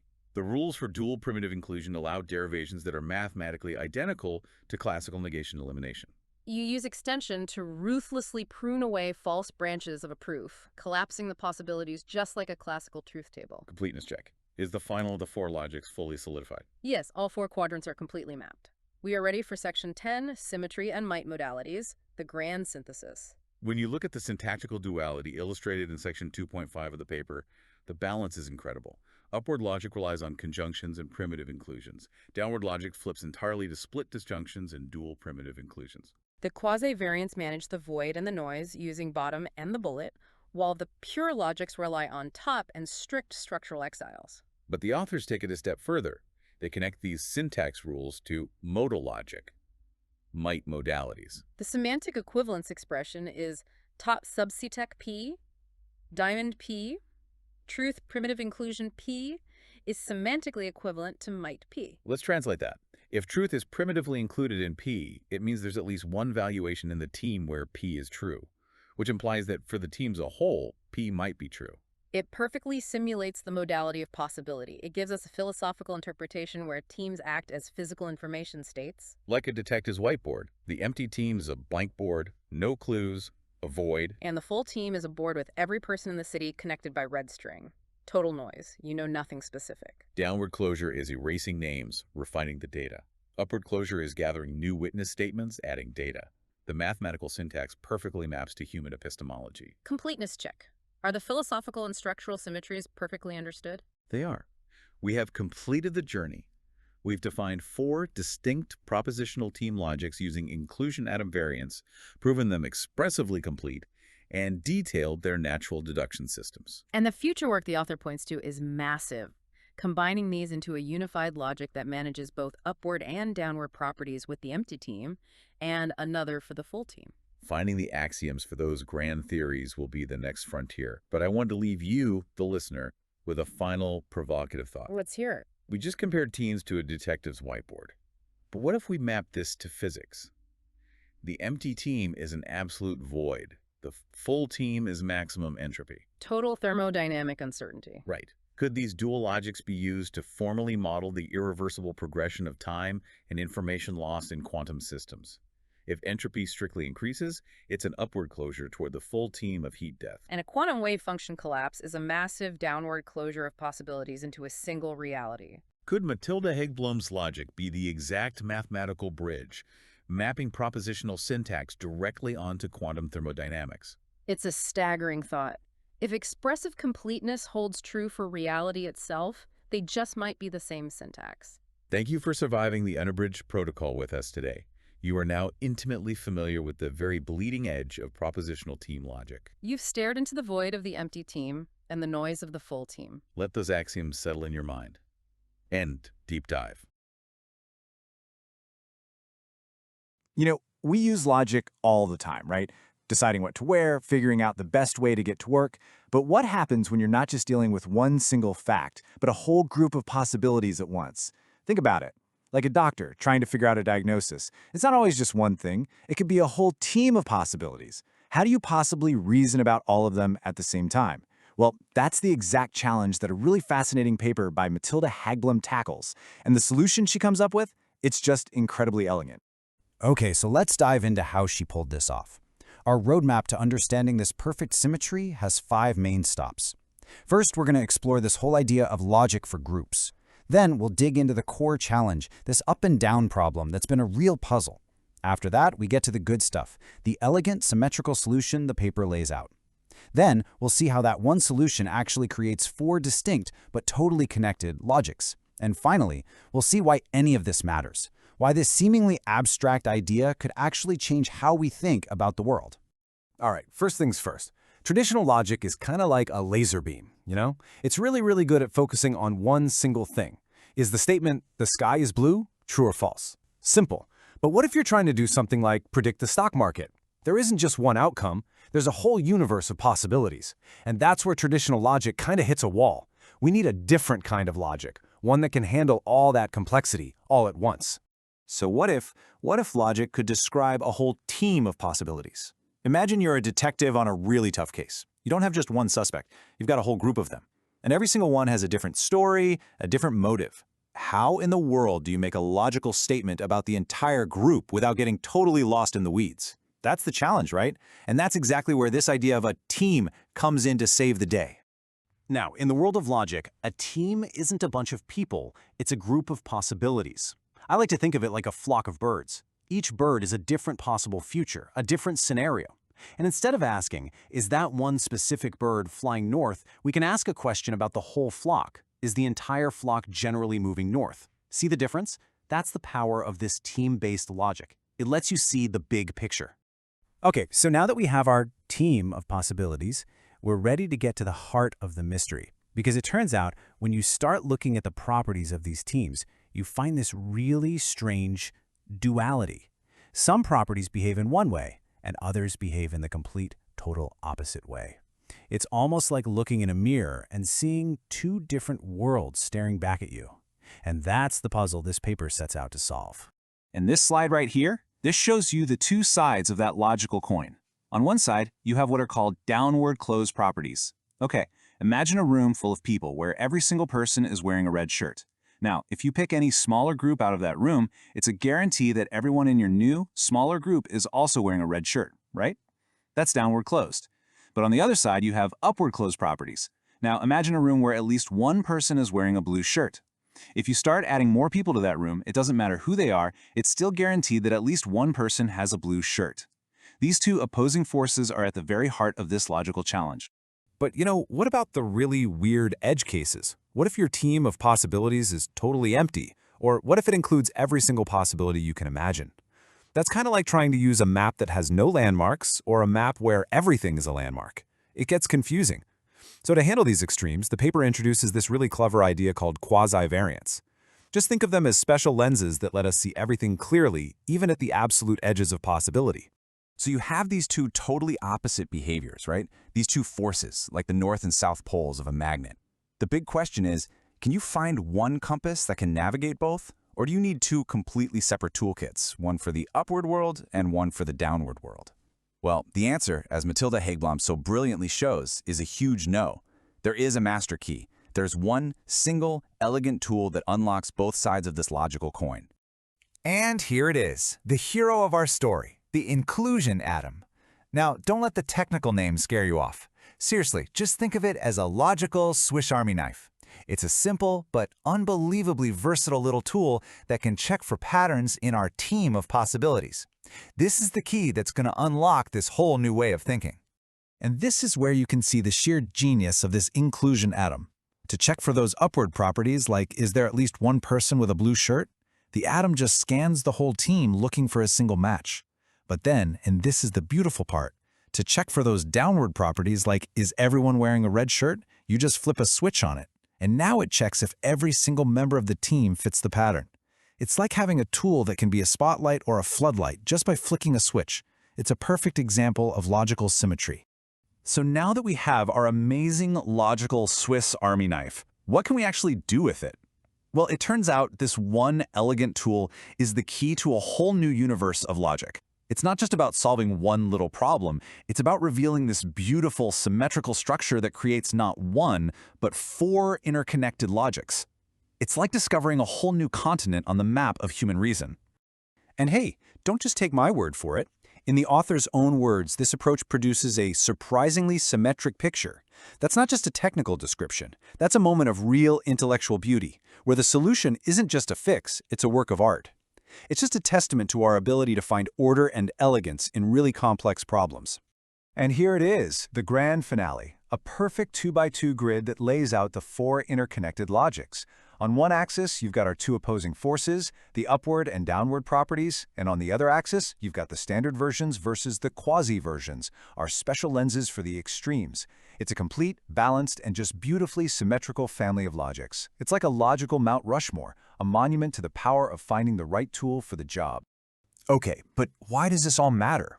We have this beautiful, symmetrical system of logic, which is great. But is it just an abstract puzzle for logicians to think about? No, not at all.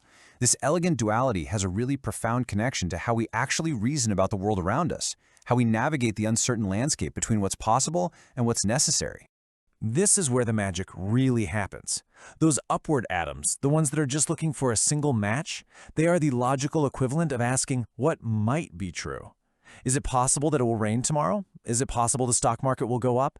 On the other hand, the downward atoms, the ones that check if everyone fits the pattern, are the equivalent of asking what must be true. Is it a necessity that the sun will rise tomorrow? This is where abstract logic meets the real world. The dance of these symbols gives us a new, powerful language to talk about reality itself. So, to wrap it all up, what have we learned today? We've learned that a single, surprisingly simple tool, the inclusion atom, can unlock a whole new way of thinking logically.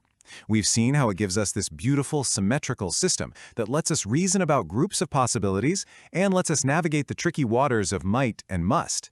And we've discovered that this isn't just theory. It has the potential to revolutionize fields like AI, where being able to reason about uncertainty is absolutely everything. And that leaves us with a really tantalizing question, doesn't it? If a simple, symmetrical tool can unlock such deep insights into the nature of logic itself, what other hidden symmetries are just out there waiting to be discovered? What other complex problems in science, in art, even in our own lives, are just waiting for that one right key to unlock a more elegant, a more beautiful, and a more profound way of understanding the world? Welcome to The Explainer. Today we're diving into a really fascinating quest for perfect balance in the world of formal logic. It's like finding a hidden mathematical poetry. Okay, so let's jump right in. We usually think of logic in terms of, simple true or false statements. But what happens when you want to talk about groups or teams? How can you possibly use the precision of logic to describe what a whole team is doing or thinking? To get there, we first need to get our heads around this really cool field called team logic. It basically gives logicians the right language to talk about these groups in the first place. Now, first things first. When a logician says team, don't picture a group of people in jerseys. Nope. A team is a set of all possible scenarios or outcomes. The best way to think about it is like a survey. Imagine you've got a bunch of survey responses. Each person's answers are one possibility, and the whole stack of completed surveys, well, that's the team. So, once you have your survey group, your team, you can start making statements about them, right? You can declare a universal property, like every single person who answered the survey likes coffee. Or you could say something existential, like, hey, there's at least one person in this stack who likes coffee. And as you can probably guess, those two kinds of statements behave very, very differently. And here's the thing. For a long time, the logical tools that people used to describe these different properties, well, they felt a bit lopsided. There was an elegance missing, a kind of imbalance that just begged to be fixed. Let's break down these two types of properties. On the left, you've got downward closed. So if the statement, everyone likes coffee, is true for your whole group of 100 people, it's obviously going to be true for any 10 people you pick out of that group, right? The property kind of cascades down. But on the right, you have the total opposite, upward closed. If someone likes coffee is true for a small group of 10 people, it's definitely still going to be true if you add 90 more people to the mix. That property expands upwards. See? They're perfect opposites. They're duals. So here's the real kicker. While the ideas themselves are perfect mirror images of each other, the formal languages, the actual logics used to express them, they weren't. They didn't have that same beautiful symmetry. And that created this intellectual imbalance that logicians, they really wanted to fix. So let's get to the solution. Let's see how the researchers found the key to bringing back that balance, and in the process, created something surprisingly elegant. The big breakthrough came from forging brand new specialized tools. The author took this existing idea called an inclusion atom, which is just a fancy way of comparing different teams, and created a bunch of new versions of it. These new atoms were the super precise fundamental building blocks they needed to build a more balanced system. And these new building blocks weren't just for building one new thing. They became the foundation for 4 totally separate logics, with each one perfectly designed to handle one specific job: the downward properties, the upward ones, and even their special quasi-versions for handling weird edge cases, like an empty team. And this table right here, this is the core achievement. It's a perfectly symmetrical 2x2 grid. Look at it. Each quadrant has a logic that is the perfect dual of the others. The upward closed ones mirror the downward closed. The standard ones mirror the quasi ones. It's just a complete, balanced, and honestly really elegant solution. Now, you might be looking at that and thinking, okay, neat chart, but so what? Well, this elegant solution isn't just about making things look nice. It's about creating a system with some serious power and completeness. The real payoff for all this hard work, for achieving this symmetry, is a hugely powerful concept in logic known as expressive completeness. This is basically the gold standard for any logical system. So what does expressive completeness actually mean? It means that each one of these 4 new logics is a complete language for its job. Think of it this way. If a downward closed property exists anywhere in the universe, the downward closed logic has a way to express it. There are no holes, no gaps, no properties get left behind. It's a total and complete toolkit for each specific task. But why should we care? I mean, this is where it gets really amazing, because this super abstract system connects directly to something we all use every single day: natural language. As the paper points out, these logical building blocks, these inclusion atoms, they aren't just abstract symbols on a page. They are directly equivalent to what linguists call modalities in our own languages. Words that talk about possibility and necessity, words like might and must. It turns out the logic for upward closed properties, the one where things expand to bigger groups, beautifully captures our concept of might, as in someone might like coffee. And its perfect dual, the logic for downward closed properties, it perfectly captures our concept of must. Everyone must like coffee. And with that connection, wow, this whole formal, symbolic system suddenly doesn't feel so abstract anymore, does it? It's actually mirroring the fundamental structure of how we reason about the world. It's reflecting the deep, intuitive logic that's already baked right into our own language. So, let's zoom out. What's the big takeaway from this little journey into team logic? What's the story we should really remember here? It's really a classic story of scientific progress. It's about a researcher spotting an intellectual puzzle, an asymmetry where there really should be balance. It's about then forging the exact right tools for the job. And then finally, it's about using those new tools to build a complete, powerful, and truly elegant solution. In the end, this work didn't just solve some niche problem for a few logicians. By searching for that symmetry, it uncovered something beautiful and fundamental about the structure of logic itself. And it showed just how deeply that structure connects to the way we all think and speak. And that kind of leaves us with a final thought to chew on.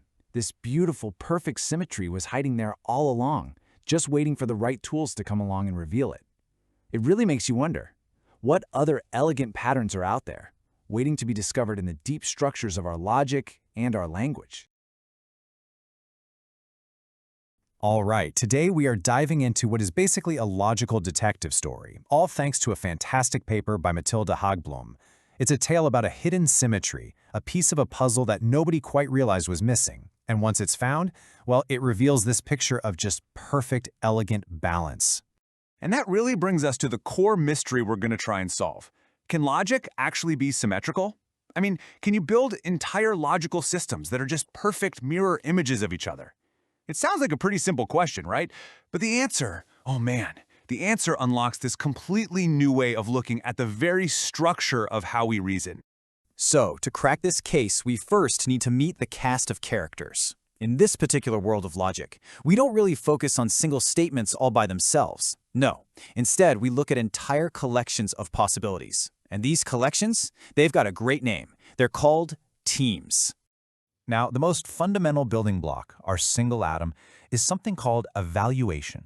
And I know that sounds a little technical, but don't worry, it's actually super simple. Just think of it as one person's complete set of answers on a survey. You know, yes to question 1, no to question 2, yes to question 3. That unique combination of answers, that's one valuation. It's just one specific possibility. Okay, so what happens when you get the whole stack of surveys back from everyone? Well, now you've got a team. It's that simple. A team is just a set of those individual valuations, a collection of all the different possibilities that showed up. It's our entire data set. It's the whole world of possibilities we're looking at. So once we have our team, our full data set, we can finally start asking the interesting questions. And this is what's known as a team property. See, it's not a question about one person's survey. It's a question about the group as a whole. Something like, hey, did anyone in this entire group answer yes to question 1? That is a perfect example of a team property.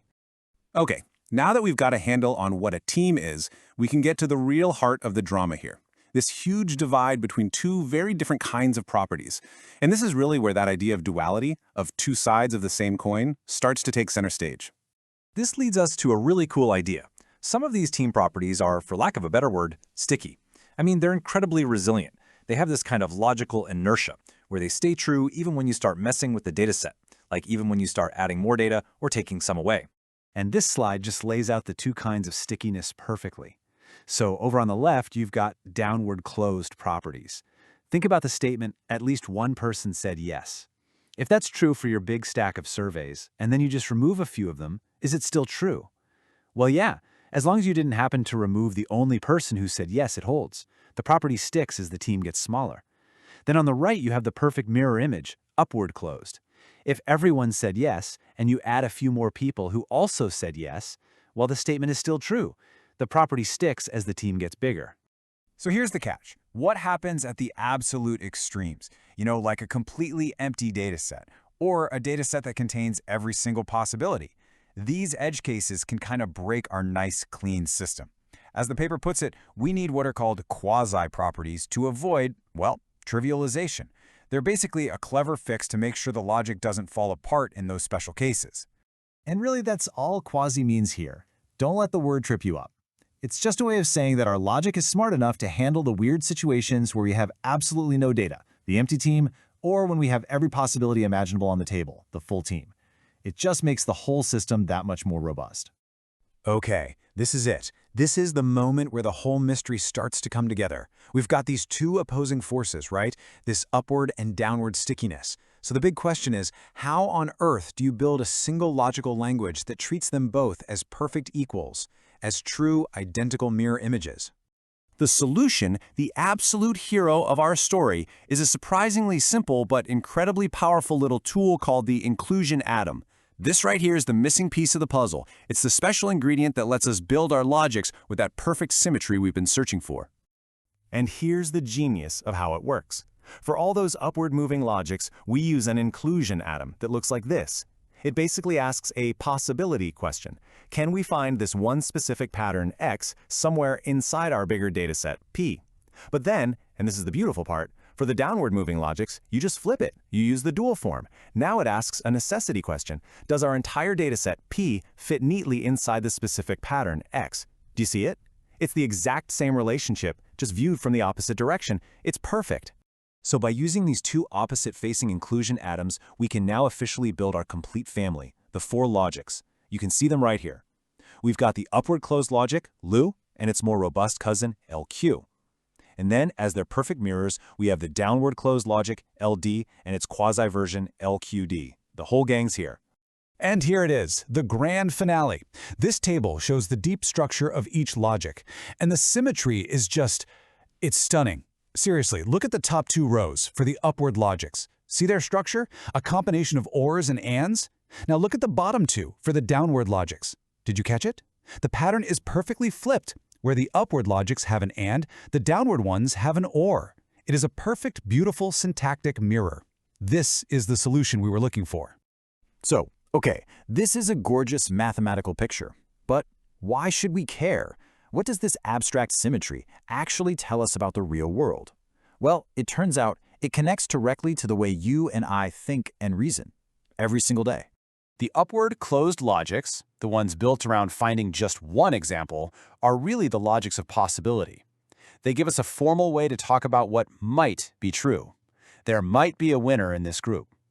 On the flip side, the downward closed logics, which require the entire team to match a pattern, are the logics of necessity. They capture what it means to say something must be true. Everyone on this flight must have a passport. This framework gives us a precise language for both of these fundamental ideas. And here's another really powerful way to think about it. A team isn't just data. You can think of it as an information state. An empty team, that means you have 0 information. A full team, one that contains every single possibility, that's a state of total uncertainty. This symmetrical system gives us a formal language to reason about our journey from knowing nothing towards knowing something with certainty. So what's the big takeaway from all this? Well, this work pulls together 4 important kinds of logic into one unified, elegant picture. It builds an amazing bridge between some pretty abstract math and our everyday intuitive reasoning about what might happen versus what must happen. And because it provides rock-solid proof systems for each one, it just throws the doors wide open for new research and new discoveries. And that really leaves us with one last, really tantalizing thought. If we could find such a perfect hidden symmetry in this one corner of logic, it just has to make you wonder, right? What other elegant structures are still out there, hiding in plain sight, just waiting for someone to find the right key to unlock them?